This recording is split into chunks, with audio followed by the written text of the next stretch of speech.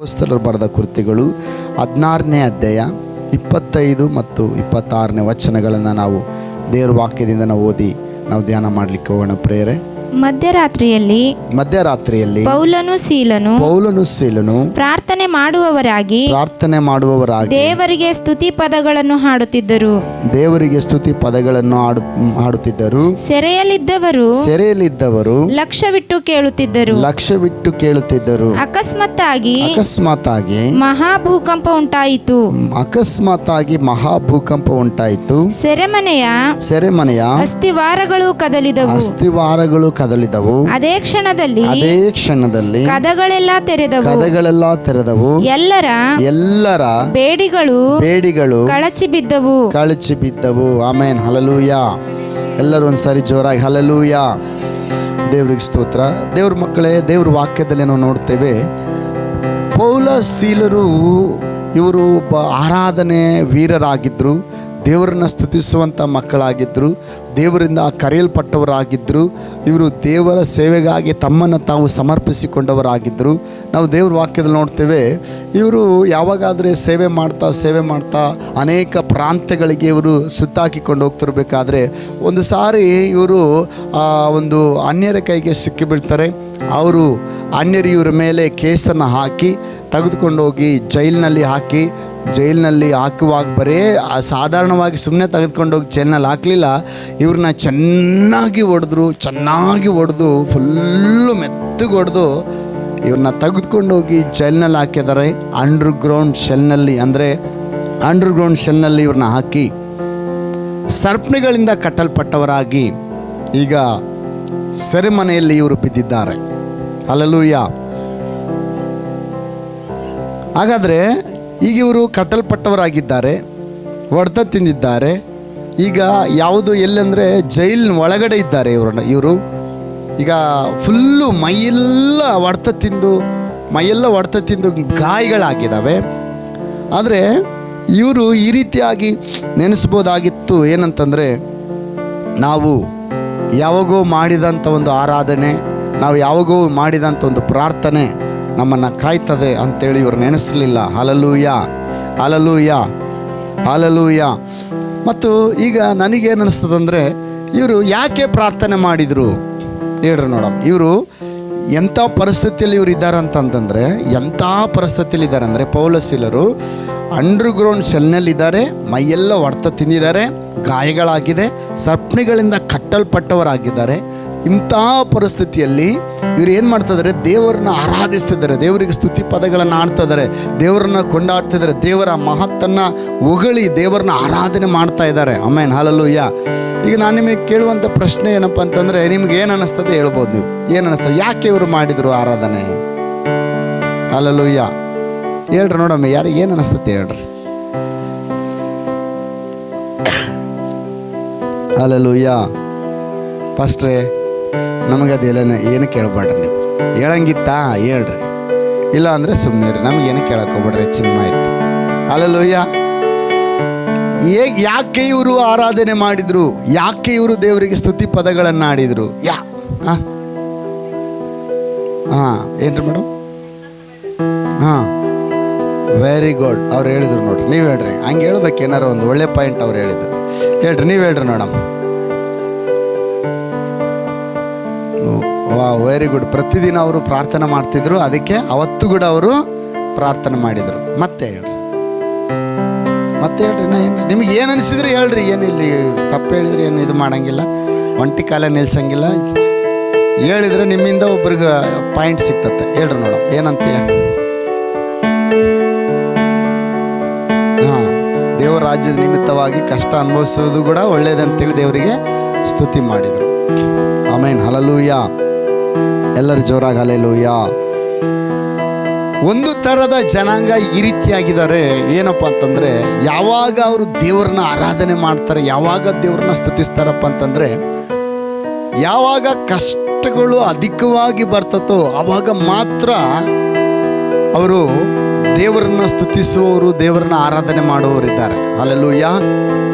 Bible ವಾಕ್ಯದಲ್ಲಿ, ಚರಿತ್ರೆಯಲ್ಲಿ ನಾವು ನೋಡಿದ್ರೆ, ಅದನ್ನು ಡೀಪಾಗಿ ನಾವು ಸ್ಟಡಿ ಮಾಡಿ ನೋಡಿದ್ರೆ, ಪೌಲ ಸೀಲರು ಹೆಚ್ಚು ಪ್ರಾರ್ಥನೆ ಮಾಡ್ತಿದ್ದಂಥ ಸಮಯ ಯಾವುದಂದರೆ ಅವರು ಮಧ್ಯರಾತ್ರಿ ಅಂತೆ. ಹಲ್ಲೆಲೂಯಾ. ಯಾಕಂತಂದರೆ ಅವರು ಹಗಲೆಲ್ಲ ಸೇವೆಯಲ್ಲಿ ಇದ್ದಿದ್ದ ನಿಮಿತ್ತವಾಗಿ ಹಗಲೆಲ್ಲ ಅವರು ಕೆಲಸ ಮಾಡ್ತಿದ್ರು. ನೀವು ಕೇಳೋದಾದರೆ ಪೌಲ ಸೀಲರು ಅವರು ಫುಲ್ ಟೈಮ್, ಪೌಲನು ಒಂದು ವೇಳೆ ಫುಲ್ ಟೈಮ್ ಸೇವೆ ಮಾಡ್ತಿದ್ನ ಅಂತ ಕೇಳೋದಾದರೆ ಇಲ್ಲ, ಅವರು ಕೆಲಸಗಾರನಾಗಿದ್ದನು. ಹಲ್ಲೆಲೂಯಾ. ಅವರೊಂದು ಜಾಬ್ ಮಾಡ್ತಾಯಿದ್ರು. ಏನು ಜಾಬ್ ಮಾಡ್ತಾಯಿದ್ರು ಅಂತಂದರೆ ಪೌಲನು ಗುಡಾರ ಹಾಕುವುದು ಅವರ ಕಸುಬಾಗಿತ್ತು. ಅವರು ಗುಡಾರ ಹಾಕುತ್ತಾ ಸ್ವಂತ ದುಡಿಮೆ ಮಾಡಿಕೊಂಡು ಅದರಿಂದ ಬಂದಂಥ ಆದಾಯದಿಂದ ಅವರು ಸೇವೆಯನ್ನು ಮಾಡ್ತಾಯಿದ್ರು. ಅದರಿಂದ ಬಂದಂಥ ಆದಾಯದಿಂದ ಖರ್ಚುಗಳಿಗೆ ಆ ಒಂದು ಗುಡಾರ ಹಾಕಿಕೊಂಡು ಅದರಿಂದನೇ ಅವರು ಖರ್ಚ ವೆಚ್ಚಗಳನ್ನು ನೋಡಿಕೊಂಡು ಮಾಡ್ತಿದ್ರು. ಹಗಲೊತ್ತು ಅವ್ರು ಕೆಲಸಕ್ಕೆ ಹೋಗ್ತಿದ್ರು.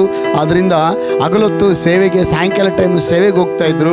ಅವರಿಗೆ ಪ್ರತಿನಿತ್ಯದ ಪ್ರಾರ್ಥನೆಯ ಸಮಯ, ಪ್ರತಿನಿತ್ಯದ ಆರಾಧನೆಯ ಸಮಯ ಅವರಿಗೆ ಮಧ್ಯರಾತ್ರಿ ಹೆಚ್ಚು ಅವರಿಗೆ ಒಂದು ಅಭ್ಯಾಸವಾಗಿ ಮಾಡಿಕೊಂಡಿದ್ರು. ದೇವ್ರನ್ನ ನಾವು ಆರಾಧನೆ ಮಾಡಬೇಕು ಎಂಬುದಾಗಿ. ಹಲ್ಲೆಲೂಯಾ. ಎಲ್ಲರೂ ಜೋರಾಗಿ ಹಲ್ಲೆಲೂಯಾ. ಹಾಗಾದರೆ ದೇವ್ರ ಮಕ್ಕಳೇ ಗಮನಿಸ್ರಿ, ಇವತ್ತು ಅನೇಕ ಜನರು ನಾವು ನೋಡುವಾಗ ಕೆಲವರು ಕಷ್ಟದ ಸಮಯದಲ್ಲಿ ಮಾತ್ರ ದೇವರನ್ನ ಆರಾಧನೆ ಮಾಡುವವರಿದ್ದಾರೆ. ಇನ್ನು ಕೆಲವರು ಇನ್ನೊಂದು ರೀತಿ ಜನ ಇದ್ದಾರೆ. ಹೆಂಗಪ್ಪ ಅಂತಂದರೆ ಎಲ್ಲ ಚೆನ್ನಾಗಿದ್ದಾಗ, ಎಲ್ಲ ಅನುಕೂಲವಾಗಿದ್ದಾಗ ಮಾತ್ರ ಆರಾಧನೆ ಮಾಡುವವರು. ಎಲ್ಲ ಅನುಕೂಲ ಇರಬೇಕು, ಏನು ಸಮಸ್ಯೆಗಳಿರಬಾರ್ದು, ಏನು ಕಷ್ಟಗಳಿರಬಾರ್ದು. ಅವರಿಗೇನು ಎಲ್ಲ ಆರೋಗ್ಯ, ಫಿಸಿಕಲ್ ಆಗಿ, ಮೆಂಟಲ್ ಎಲ್ಲ ವಿಷಯಗಳಲ್ಲಿ ಅವರು ಫಿಟ್ಟಾಗಿದ್ದಾಗ ಮಾತ್ರ ದೇವರನ್ನ ಆರಾಧನೆ ಮಾಡುವಂಥ ಒಂದು ಜನಾಂಗ ಇದ್ದಾರೆ. ಹಲ್ಲೆಲೂಯಾ. ಎಲ್ಲರೂ ಜೋರಾಗಿ ಹಲ್ಲೆಲೂಯಾ. ಆದರೆ ಪೌಲ ಸೀಲರು ಮಾಡ್ತಿದ್ದಂಥ ಒಂದು ಕಾರ್ಯ ಏನಂತಂದರೆ ಅವರು ಪ್ರತಿನಿತ್ಯವೂ ದೇವರನ್ನ ಆರಾಧನೆ ಮಾಡುವವರಾಗಿದ್ದರು. ಹಲ್ಲೆಲೂಯಾ. ಪ್ರತಿನಿತ್ಯವೂ ದೇವರನ್ನ ಆರಾಧನೆ ಮಾಡುವವರಾಗಿದ್ದರು. ಅವ್ರಿಗೊಂದು ಗೊತ್ತಾ, ಆರಾಧನೆ ಮಾಡುವವನ ಒಂದು ವಿಶೇಷತೆ ಏನಪ್ಪ ಅಂತಂದರೆ ಅವನು ಯಾವುದನ್ನು ಬಿಟ್ಟರು, ಎಂಥ ಪರಿಸ್ಥಿತಿಯಲ್ಲಿಯೂ, ಎಂಥ ಸಮಯದಲ್ಲಿಯೂ, ಎಂಥ ಸನ್ನಿವೇಶಗಳಲ್ಲಿಯೂ ಕೂಡ ಅವನು ದೇವರನ್ನ ಆರಾಧನೆ ಮಾಡುವವನಾಗಿರ್ತಾನೆ. ಆಮೇನ್. ಹಲ್ಲೆಲೂಯಾ. ಹಾಗಾದರೆ ನಾವು ನೋಡುವಾಗ ಆರಾಧನೆಯಲ್ಲಿ ದೇವರು ಈಗ ನೋಡ್ರಿ, ಪ್ರಾರ್ಥನೆ ಬಹಳ ಪ್ರಾಮುಖ್ಯತೆ. ಪ್ರಾರ್ಥನೆ ಅನ್ನೋದು ಭಾಳ ವಿಶಿಷ್ಟವಾದದ್ದು. ಆದರೆ ಮೊಟ್ಟ ಮೊದಲನೇದಾಗಿ ನಾವು ನೋಡ್ತೀವಿ, ಈಗ ನಾವೆಲ್ಲ ನಾವು ಹೋದ ತಕ್ಷಣ ಫಸ್ಟ್ ಏನು ಮಾಡ್ತಾರೆ ಹೇಳ್ರಿ, ದೇವ್ರನ್ನ ಆರಾಧನೆ ಮಾಡ್ತಾರೆ. ಆದರೆ ಕ್ರಮ ಲಿಸ್ಟ್ನೆಗೆ ಅಂತ ಬಂದಾಗ ಮೊದಲು ಆರಾಧನೆ ಬರುವಂಥದ್ದಾಗಿದೆ. ಅಂದರೆ ಫಸ್ಟ್ ದೇವರಿಗೆ ಆರಾಧನೆ ಎನ್ನುವಂಥದ್ದು ಮೊದಲನೇ ಸ್ಥಾನ ವಹಿಸುವಂಥದ್ದಾಗಿದೆ. ಪ್ರಾರ್ಥನೆ ಬಹಳ ಮುಖ್ಯವಾಗಿದೆ, ವಾಕ್ಯವು ಮುಖ್ಯವಾಗಿದೆ. ಆದರೆ ಆರಾಧನೆ ಎನ್ನುವಂಥದ್ದು ಪ್ರಥಮ ಸ್ಥಾನವನ್ನು ವಹಿಸುವಂಥದ್ದಾಗಿದೆ. ನಾವು ಅನೇಕರು ದೇವರನ್ನು ಹೃದಯ ತೆರೆದು ಆರಾಧನೆ ಮಾಡೋಂಗಿಲ್ಲ. ಅನೇಕರು ಒಂದು ವಿಧದಲ್ಲಿ ಈ ರೀತಿಯಾಗಿ ಆರಾಧನೆ ಮಾಡ್ತಾರೆ. ಏನಪ್ಪ ಅಂತಂದರೆ ನಾನು ಹೇಳ್ದಂಗೆ, ಕೆಲವರು ಕಷ್ಟ ಬಂದಾಗ, ಕೆಲವರು ಸುಖ ಬಂದಾಗ, ಇನ್ನು ಕೆಲವರು ಅವರಿಗೆ ಸಮಯ ಸಿಕ್ಕಾಗ, ಅವ್ರಿಗೆ ಯಾವಾಗಾದರೂ ಅನಿಸಿದಾಗ, ಇನ್ನು ಕೆಲವರಿಗೆ ಹಾಡುಗಳು ಯಾವಾಗ ಬರ್ತಾವಪ್ಪ ಅಂತಂದರೆ ಯಾವಾಗ ದೇವ್ರನ್ನ ಸ್ತುತಿಸ್ತಾರೆ ಅಂತಂದರೆ ಎಲ್ಲ ಏನಾದರೂ ಅವ್ರ ಜೀವಿತದಲ್ಲಿ ದೊಡ್ಡ ಅದ್ಭುತಗಳು ಆದಾಗ ಮಾತ್ರ ಅವರು ಸ್ತುತಿಸುವವರಾಗಿರ್ತಾರೆ. ಆಮೇನ್. ಹಲ್ಲೆಲೂಯಾ. ಎಲ್ಲರೂ ಜೋರಾಗಿ ಹಲ್ಲೆಲೂಯಾ. ಆದರೆ ಪೌಲ ಸೀಲರು ಮಧ್ಯರಾತ್ರಿಯಲ್ಲಿ ಕರ್ತನನ್ನು ಆರಾಧನೆ ಮಾಡುವಂಥದ್ದು ಇವರ ಹವ್ಯಾಸವಾಗಿತ್ತು. ಹಾಗಾದರೆ ನೀವು ಕೇಳ್ಬೋದು, ಪಾಸ್ಟ್ರೇ ಆರಾಧನೆ ಹೆಂಗೆ ಮಾಡಬೇಕು, ಆರಾಧನೆ ಯಾಕೆ ಮಾಡಬೇಕು, ಆರಾಧನೆ ಯಾರು ಮಾಡಬೇಕು? ಹಲ್ಲೆಲೂಯಾ. ಆರಾಧನೆ ಯಾರು ಮಾಡಬೇಕು ಅಂತಂದರೆ ಯಾರೆಲ್ಲ ದೇವರ ಹೆಸರಿನಲ್ಲಿ ರಕ್ಷಣೆ ಹೊಂದಿದ್ದೀರೋ, ಯಾರೆಲ್ಲ ನೀವು ದೇವರನ್ನ ತಿಳ್ಕೊಂಡಿದ್ದೀರೋ, ಯಾರೆಲ್ಲ ದೇವರನ್ನು ನೀವು ಸ್ವಂತ ರಕ್ಷಕನನ್ನಾಗಿ ಅಂಗೀಕರಿಸಿಕೊಂಡಿದ್ದೀರೋ, ನಿಮ್ಮ ಆರಾಧನೆಗಳು ನೇರವಾಗಿ ದೇವರ ಸನ್ನಿಧಿಗೆ ಹೋಗುವಂಥದ್ದಾಗಿದೆ. ಹಲ್ಲೆಲೂಯಾ. ಅಂದರೆ ದೇವರು ನಿಮ್ಮ ಆರಾಧನೆಯಲ್ಲಿ ಆತನು ಸಂತೋಷ ಪಡುವವನಾಗಿದ್ದಾನೆ. ಆರಾಧನೆಯಲ್ಲಿ ನಾವು ದೇವರಿಗೆ, ಒಬ್ಬ ಸೇವಕರು ಈ ರೀತಿಗೆ ಹೇಳ್ತಾರೆ, ಏನಪ್ಪ ಅಂತಂದರೆ ವಾಕ್ಯ ಹೇಳುವ ವ್ಯಕ್ತಿ ಜನರನ್ನು ದೇವ್ರ ಕಡೆಗೆ ಕರ್ಕೊಂಡು ಹೋಗ್ತಿರ್ತಾನಂತೆ. ಆರಾಧನೆ ಮಾಡುವವನು ಏನಪ್ಪ ಅಂತಂದರೆ ದೇವರನ್ನೇ ಜನರ ಬಳಿಗೆ ಇಳಿಸ್ತಾನಂತೆ. ಹಲ್ಲೆಲೂಯಾ. ಅದರ ಅರ್ಥ ದೇವ್ರ ಮಕ್ಕಳೇ, ಅಂದರೆ ಆರಾಧನೆ ಯಾವಾಗ ಮಾಡಬೇಕಂದ್ರೆ ಸಭೆಯಲ್ಲಿ ಬಂದಾಗ ಮಾಡುವಂಥ ಆರಾಧನೆ ಮಾತ್ರ ನಿಜವಾದ ಆರಾಧನೆ ಅಲ್ಲ. ನಾವು ವೈಯಕ್ತಿಕವಾಗಿಯೂ ನಾವು ಎಲ್ಲೇ ಇದ್ದರೂ ಕೂಡ, ಅಂತಂದರೆ ಆರಾಧನೆ ಮಾಡುವವನನ್ನು ಎಲ್ಲಿದ್ದರೂ ಕೂಡ ನಿಲ್ಲಿಸೋದಕ್ಕಾಗೋದಿಲ್ಲ ಪ್ರೇಯರೆ. ಹಲ್ಲೆಲೂಯಾ. ಹಲ್ಲೆಲೂಯಾ. ಎಂಥ ಪರಿಸ್ಥಿತಿಗಳು, ಎಂಥ ಸನ್ನಿವೇಶಗಳು ಅವನನ್ನು ಆರಾಧನೆಯನ್ನು ತಡೆಯುವುದಕ್ಕೆ ಆಗೋದಿಲ್ಲ. ಪೌಲ ಸೀಲರು ಕಟ್ಟಲ್ಪಟ್ಟವರಾಗಿದ್ದರೂ ಕೂಡ, ಅವರು ಸೆರೆಮನೆಯಲ್ಲಿ ಇದ್ದರೂ ಕೂಡ, ಅಂಥ ಪರಿಸ್ಥಿತಿಯಲ್ಲೂ ಕೂಡ ಅವರು ಆರಾಧನೆ ಮಾಡುವುದಕ್ಕಾಗಿ ಅವರು ತಮ್ಮನ್ನು ತಾವು ಒಪ್ಪಿಸಿಕೊಟ್ಟರು. ಹಲ್ಲೆಲೂಯಾ. ಇವತ್ತು ನಮ್ಮ ಪರಿಸ್ಥಿತಿ ಏನು ಅಂತಂದರೆ ಎಲ್ಲ ಅನುಕೂಲ ಆಗಿದ್ದಾಗ ಮಾತ್ರ ಆರಾಧನೆಯನ್ನು ಮಾಡ್ತೀವಿ. ಇಲ್ಲ, ಆರಾಧನೆಯಲ್ಲಿ ಏನೋ ಒಂದು ವಿಶೇಷತೆ ಇದೆ ಪ್ರೇಯರೆ. ಆಮೇನ್, ಹಲ್ಲೆಲೂಯಾ. ಇರಲಿ ಬಿಡು ಅಂತೇಳಿ ಅವ್ರು ಬಿಡಲಿಲ್ಲ. ಆರಾಧನೆ ಮಾಡುವಾಗೆಲ್ಲ ಅದರ ಅರ್ಥ ಏನಪ್ಪ ಅಂತಂದರೆ, ನಾವು ಆರಾಧನೆ ಮಾಡುವಾಗೆಲ್ಲ ಆ ದೇವರ ಮಹಿಮೆಯನ್ನು ನಾವು ಕಾಣಲಿಕ್ಕೆ ಸಾಧ್ಯ, ದೇವರ ಪ್ರಸನ್ನತೆಯನ್ನು ನಾವು ಕಾಣಲಿಕ್ಕೆ ಸಾಧ್ಯ. ಯಾಕಂತಂದರೆ ನಮ್ಮ ಒಂದು ಅಂದರೆ ನಾವು ಬರ್ತೇ ನಾವು ಆತ್ಮಿಕರಾಗಿದ್ದೇವೆ ಅಂದರೆ ಆರಾಧನೆಯ ನಮ್ಮ ಒಂದು ಲೈಫ್ ಸ್ಟೈಲ್ ಆಗಿಬಿಡ್ಬೇಕು. ಆರಾಧನೆ ಎನ್ನುವಂಥದ್ದು ನಮ್ಮ ಒಂದು ಲೈಫ್ ಸ್ಟೈಲ್ ಆಗಿ ನಾವು ಆರಾಧನೆ ಮಾಡುವವರಾಗಿರಬೇಕು. ನಾವು ದೇವ್ರ ವಾಕ್ಯದಲ್ಲಿ ಗಮನಿಸಲಿಕ್ಕೆ ಸಾಧ್ಯ. ದಾನಿಯೇಲನ ಕಾಲದಲ್ಲಿ ಆ ಬಾಬೆಲ್ ಆ ಒಂದು ಪಟ್ಟಣದಲ್ಲಿ ಈ ರೀತಿಯಾಗಿ ಒಬ್ಬ ರಾಜನ ಒಂದು ಆಜ್ಞೆಯನ್ನು ಹೊರಡಿಸ್ತಾನೆ. ಏನು ಆಜ್ಞೆ ಅಂತೇಳಿ ನಾವು ನೋಡುವಾಗ 40 ದಿವಸಗಳ ತನಕ ಯಾವ ಮನುಷ್ಯನು ಯಾವ ದೇವರಿಗೆ ಆರಾಧನೆ ಆಗಲಿ, ಪ್ರಾರ್ಥನೆ ಆಗಲಿ, ವಿಜ್ಞಾಪನೆ ಆಗಲಿ ಮಾಡುವ ಹಾಗೆ ಇಲ್ಲ. ಹಲ್ಲೆಲೂಯಾ. ಒಂದು ವೇಳೆ ಮಾಡುವಾಗೆ ಇದ್ದರೆ ನನಗೆ ಮಾತ್ರ ಮಾಡಬೇಕು, ನನಗೆ ಮಾತ್ರ ನಮಸ್ಕಾರ ಮಾಡಬೇಕು, ನನಗೆ ಮಾತ್ರ ಆರಾಧನೆ ಮಾಡಬೇಕಂತೇಳಿ ಒಬ್ಬ ರಾಜನು ಆಜ್ಞೆಯನ್ನು ಹೊರಡಿಸಿರ್ತಾನೆ. ಆದರೆ ದಾನಿಯೇಲನದು ಒಂದು ಲೈಫ್ ಸ್ಟೈಲ್ ಏನಂತಂದರೆ ಪ್ರತಿದಿನ, ಹಲ್ಲೆಲೂಯಾ, ಎಲ್ಲ ಹೇಳ್ರಿ, ಪ್ರತಿದಿನ ಭಾನುವಾರ ಮಾತ್ರ ಅಲ್ಲ, ಹಲ್ಲೆಲೂಯಾ, ಅಂದರೆ ಸಬ್ಬತ್ ದಿನದಲ್ಲಿ ಮಾತ್ರ ಅಲ್ಲ ಆರಾಧನೆ ಮಾಡ್ತಿದ್ದಿವ್ರು, ಪ್ರತಿದಿನ ಅವನು ಆರಾಧನೆ ಮಾಡ್ತಾ ಇದ್ದನು. ಹಲ್ಲೆಲೂಯಾ.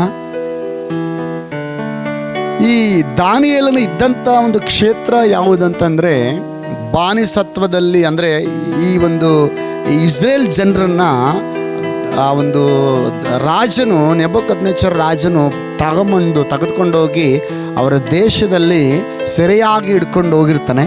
ಅದರಲ್ಲಿ ನಿಪುಣರು ಜ್ಞಾನ ಸಂಪರನ್ನು ಆರಿಸ್ಕೊಂಡು ಆ ಒಂದು ಅರಮನೆಯಲ್ಲಿ ಕೆಲಸಕ್ಕಂತೇಳಿ ನೇಮಿಸ್ಕೊಂಡಿರ್ತಾರೆ. ನೇಮಿಸ್ಕೊಂಡಾಗ ಅವರಿಗೆ 3 ಟೈಮ್ ಅವರಿಗೆ ಊಟಕ್ಕಂತೇಳಿ ರೆಸ್ಟ್ ಬಿಡ್ತಾ ಇದ್ರು. ಹಲ್ಲೆಲೂಯಾ. 3 ಸಮಯದಲ್ಲಿ ಊಟಕ್ಕೆ ರೆಸ್ಟ್ ಬಿಡ್ತು. ಬೆಳಗ್ಗೆ ಟಿಫನಿಗೆ ರೆಸ್ಟ್ ಬಿಡ್ತಾಯಿದ್ರು, ಮಧ್ಯಾಹ್ನ ಊಟಕ್ಕೆ ರೆಸ್ಟ್ ಬಿಡ್ತಾಯಿದ್ರು, ಆಮೇಲೆ ರಾತ್ರಿ ಅಥವಾ ಸಾಯಂಕಾಲ ಕೂಡ ರಾತ್ರಿ ಕೂಡ ಅವ್ರಿಗೆ ಊಟಕ್ಕೆ ಹೋಗುವಂಥ ಸಮಯ ಇರ್ತಾಯಿತ್ತು. ಅದರಲ್ಲಿ ಅವರು ಹೆಚ್ಚಿನ ಸಮಯವನ್ನು ರೆಸ್ಟ್ನಲ್ಲಿ ಕಳೆಯದೆ ಅವ್ರೇನು ಮಾಡ್ತಿದ್ರು ಗೊತ್ತಾ, ಮೊಣಕಾಲು ಊರಿಕೊಂಡು ಪ್ರಾರ್ಥನೆ ಮಾಡುವಂಥದ್ದು ಇವರ ಹವ್ಯಾಸವಾಗಿತ್ತು. ಹಲ್ಲೆಲೂಯಾ. ಆರಾಧನೆ ಮಾಡ್ತಿದ್ರು, ದೇವರ ನಾಮವನ್ನು ಸ್ತುತಿಸ್ತಾ ಇದ್ದರು. ಇವರು ಒಂದು ವೇಳೆ ಊಟ ಬಿಟ್ಟು ಬೇಕಾದರೂ ಇರ್ತಾಯಿದ್ರು, ಆದರೆ ಪ್ರಾರ್ಥನೆಯನ್ನು ಬಿಟ್ಟು, ಆರಾಧನೆಯನ್ನು ಬಿಟ್ಟು ಇವರು ಇರ್ತಾ ಇರಲಿಲ್ಲ. ಹಲ್ಲೆಲೂಯಾ. ಏನಾಯಿತು ನಾವು ನೋಡುವಾಗ, ರಾಜನ ಒಂದು ದಿವಸ ಈ ರೀತಿಯಾಗಿ ಆಜ್ಞೆಯನ್ನು ಹೊರಡಿಸಿದ. ಏನಂತಂದರೆ 40 ದಿವಸಗಳವರೆಗೂ ಯಾರು ಕೂಡ ನನಗೆ ಬಿಟ್ಟರೆ ಯಾರು ಕೂಡ ಬೇರೆ ಯಾವ ದೇವರಿಗೂ ಪ್ರಾರ್ಥನೆ ಆರಾಧನೆ ಯಾವುದನ್ನು ಮಾಡೋಂಗಿಲ್ಲ ಅಂತೇಳಿ ಆಜ್ಞೆಯನ್ನು ಹೊರಡಿಸಿದ. ಆದರೆ ದಾನಿಯೇಲನು ಏನು ಮಾಡ್ದ ಗೊತ್ತಾ, ಏನಪ್ಪ ಅಂದರೆ ಕಿಟಕಿ ಅಂದರೆ ಓಪನ್ ವಿಂಡೋ ಅಂತಂದರೆ ಕಿಟಕಿ ಮುಚ್ಚಿ ಅಲ್ಲ, ಕಿಟಕಿ ಇರೋ ಕಡೆಗೆ ಅವನು ಯಾವಾಗಲೂ ಕುಂತು ಪ್ರಾರ್ಥನೆ ಮಾಡ್ತಿರ್ತಿದ್ದ. ಆ ರೀತಿಯಾಗಿ ಅವತ್ತು ಕೂಡ ಆಜ್ಞೆ ಹೊರಡಿದಾಗಲೂ ಕೂಡ ದೇವರಿಗೆ ಅವನ ಸ್ತುತಿಗಳನ್ನು ಅವನು ಮಾಡುವುದಕ್ಕೆ, ಆರಾಧನೆ ಮಾಡುವುದಕ್ಕೆ, ಪ್ರಾರ್ಥನೆ ಮಾಡುವುದಕ್ಕೆ ಅವನು ಪ್ರಾರಂಭ ಮಾಡ್ತಾನೆ. ಆಮೇನ್, ಹಲ್ಲೆಲೂಯಾ. ಅವನು ಈ ರೀತಿಗೆ ಹೇಳ್ತಾನೆ, ಯಾವುದೂ ಕೂಡ ನನ್ನನ್ನು ನನ್ನ ದೇವರ ಪ್ರೀತಿಯಿಂದ, ಈ ದೇವರ ಆರಾಧನೆಯಿಂದ ಅಗಲಿಸುವುದಕ್ಕೆ ಸಾಧ್ಯವೇ ಇಲ್ಲ. ಹಲ್ಲೆಲೂಯಾ. ಏನಂತ ಒಂದು ಆಜ್ಞೆ ಅಂತಂದರೆ, ಬಹುಶಃ ಸೈತನ್ ಬಂದು ಹೇಳಿರ್ಬೋದು. ಏನಂತಂದ್ರೆ, ಲೇ, ಒಂದು ವೇಳೆ ನೀನು ಆರಾಧನೆ ಮಾಡಿದೆ ಅಂದರೆ, ರಾಜನಿಗೆ ಬಿಟ್ಟು ನೀನು ಒಂದು ವೇಳೆ ದೇವರಿಗೆ ಆರಾಧನೆ ಮಾಡಿದೆ ಅಂದರೆ ನಿನ್ನನ್ನು ಸಿಂಹದ ಗವಿಯಲ್ಲಿ ಹಾಕ್ತಾರೆ ಅಂತೇಳಿ. ಹಲ್ಲೆಲೂಯಾ. ಎಲ್ಲಿ ಹಾಕ್ತಾರೆ? ಸಿಂಹದ ಗವಿಯಲ್ಲಿ ಹಾಕ್ತಾರೆ ಅಂತೇಳಿ ಅಂದಿರ್ಬೋದು. ಯಾಕಂದರೆ ಅದೇ ಆಜ್ಞೆ ಆಗಿತ್ತು. ಅನೇಕರು ಭಯಪಡಿಸಿರ್ಬಹುದು. ಅವನು ಸಿಂಹಗಳಿಗೆ ಭಯಪಡದೆ ಅವನೇನು ಮಾಡಿದ ಗೊತ್ತಾ, ಆರಾಧನೆ ಮಾಡುವುದಕ್ಕಾಗಿ ಪ್ರಾರಂಭ ಮಾಡಿದನು. ಹಲ್ಲೆಲೂಯಾ. ಮೊಣಕಾಲೂರು ದೇವರಿಗೆ ಸ್ತುತಿ ಪದಗಳನ್ನು ಆರಾಧನೆ ಮಾಡುವುದಕ್ಕಾಗಿ ಅವನು ಪ್ರಾರಂಭ ಮಾಡಿದನು. ಹಲ್ಲೆಲೂಯಾ. ಒಂದು ಮನೆಗೆ ಒಬ್ಬ ಅಮ್ಮ ಹೇಳ್ತಿದ್ರು, ಒಂದು ಮನೆಗೆ ನಾವು ಪ್ರೇಯರ್ಗೆ ಹೋಗಿದ್ವಿ, ಅವ್ರದ್ದೇ ಸ್ವಂತ ಮನೆ. ಅವ್ರ ಮನೆಗೆ ಪ್ರೇಯರ್ಗೆ ಹೋದಾಗ ಅವ್ರಿಗೆ ಹೇಳಿದ್ವಿ, ಆರಾಧನೆ ಮಾಡಿರಿ, ನೀವು ಯಾಕೆ ಆಡಾಡಲ್ಲ, ಯಾಕೆ ಪ್ರೇಯರ್ ಮಾಡಲ್ಲ ಅಂದರೆ, ಇಲ್ಲ ಪಕ್ಕದ ಮನೆಯವರಿಗೆ ಡಿಸ್ಟರ್ಬ್ ಆಗ್ತದೆ ಅಂಥೇಳಿ ನಾವು ಪ್ರೇಯರ್ ಮಾಡಲ್ಲ ಅಂತೇಳಿ ಹೇಳಿದರು. ಸ್ತೋತ್ರ. ಅವ್ರು ಏನಾರು ಅಂದ್ಕೊಂಡ್ಬಿಡ್ತಾರೇನೋ ಅಂಥೇಳಿ ನಾವು ಪ್ರೇಯರ್ ಮಾಡಲ್ಲ ಅಂತ ಹೇಳಿದ್ವಿ ಅಂತ ಹೇಳಿದ್ರು ಅವರು. ಅಂತಂದ್ರೆ ನಾನಂದೆ, ಅವ್ರು ಏನು ಅನ್ಕೊತಾರೆ, ಇವ್ರೇನು ಅನ್ಕೊತಾರೆ ಅಂಥೇಳಿ ನೀವು ಅವರಿಗೆ ಭಯಪಟ್ಟು ದೇವ್ರನ್ನ ಆರಾಧನೆ ಮಾಡ್ದಂಗಿದ್ರೆ ದೇವರ ಮಹಿಮೆಯನ್ನು ನೀವು ಕಾಣೋಕ್ಕಾಗಲ್ಲ. ಹಲ್ಲೆಲೂಯಾ. ಎಲ್ಲರೂ ಜೋರಾಗಿ ಹಲ್ಲೆಲೂಯಾ. ನಿಮ್ಗೆ ಗೊತ್ತಾ, ಎಷ್ಟೋ ಜನ ಅವರು ಆರಾಧನೆ ಮಾಡುವಾಗಲೇ ಪಕ್ಕದ ಮನೆಯಲ್ಲಿ ಬಿಡುಗಡೆ ಆಗಿದೆ. ಹಲ್ಲೆಲೂಯಾ. ಕೆಲವರು ಹಾಡುಗಳನ್ನು ಕೇಳಿ ರಕ್ಷಣೆ ಹೊಂದಿದ್ದಾರೆ.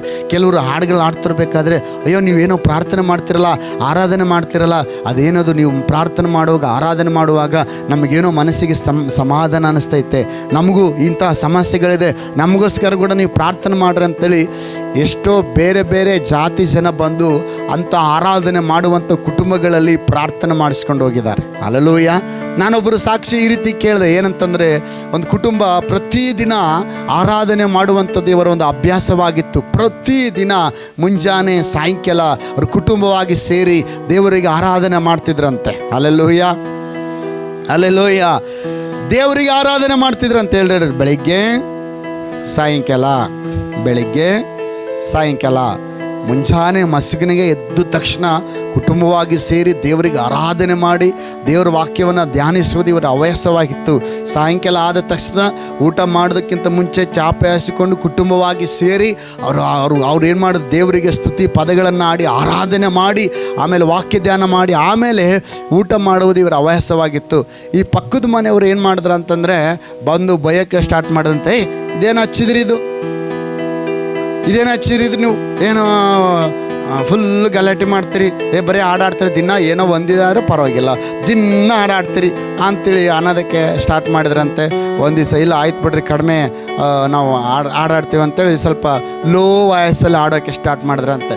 ಲೋ ವಾಯ್ಸಲ್ಲಿ ಆಡೋಕ್ಕೆ ಸ್ಟಾರ್ಟ್ ಮಾಡಿದ್ರೆ ಕೂಡ, ಇದೇನಿದು ನೀನು ಹೆಂಗೆ ಮಾಡ್ತೀರಿ ನೀವು ಅಂತ. ಅವ್ರ ಉದ್ದೇಶ ಏನಪ್ಪ ಅಂತಂದರೆ, ಇವ್ರನ್ನ ಬಂದ್ ಮಾಡಿಸ್ಬೇಕನ್ನೋದು ಅವ್ರ ಉದ್ದೇಶ. ಸೌಂಡ್ ಅಲ್ಲಿಗೆ ಹೋಗ್ತಿದ್ದಿಲ್ಲ, ಆದರೂ ಕೂಡ ಬಂದ್ ಮಾಡಿಸ್ಬೇಕನ್ನೋದು ಅವ್ರ ಉದ್ದೇಶ ಇತ್ತು. ಬಂದು ಹೇಳಿದ್ರಂತೆ. ಹೇಳಿದ್ರು ಕೂಡ ಅವರು ಕೇಳಿಲ್ಲ. ಹಾಗೇ ಮತ್ತೆ ಪ್ರಾರ್ಥನೆ ಅಂದರೆ ಅವ್ರು ಹೋಗಿ ಹೊರಗೆ ನಿಂದಿಸ್ಕೊಂಡು ಕೇಳಿದರೆ ಅಲ್ಲಿ ಸೌಂಡ್ ಬರ್ತಿರ್ಲಿಲ್ಲ. ಆದರೆ ಇವರು ಬಂದು ಇವ್ರನ್ನ ಸುಮ್ಮನೆ ತಡಿಬೇಕಂತೇಳಿ ಪ್ರತಿದಿನ ಹಿಂಗೆ ಮಾಡ್ತಾಯಿದ್ರು. ಇವ್ರು ಬಿಡಲಿಲ್ಲ, ಪ್ರಾರ್ಥನೆ ಮಾಡ್ತಾಯಿದ್ರು. ಅವರು ಎಷ್ಟೆಲ್ಲ ಅಡ್ಡಿ ಮಾಡ್ತಾ ಇರಬೇಕಾದ್ರೆ ಒಂದು ದಿವಸ ಅವರಿಗೆ ಪ್ಯಾರಲೈಸಿಸ್ ಆಯ್ತಂತೆ, ಬಾಯೇ ಬಂದಾಯ್ತಂತೆ. ಹಲ್ಲೆಲೂಯಾ.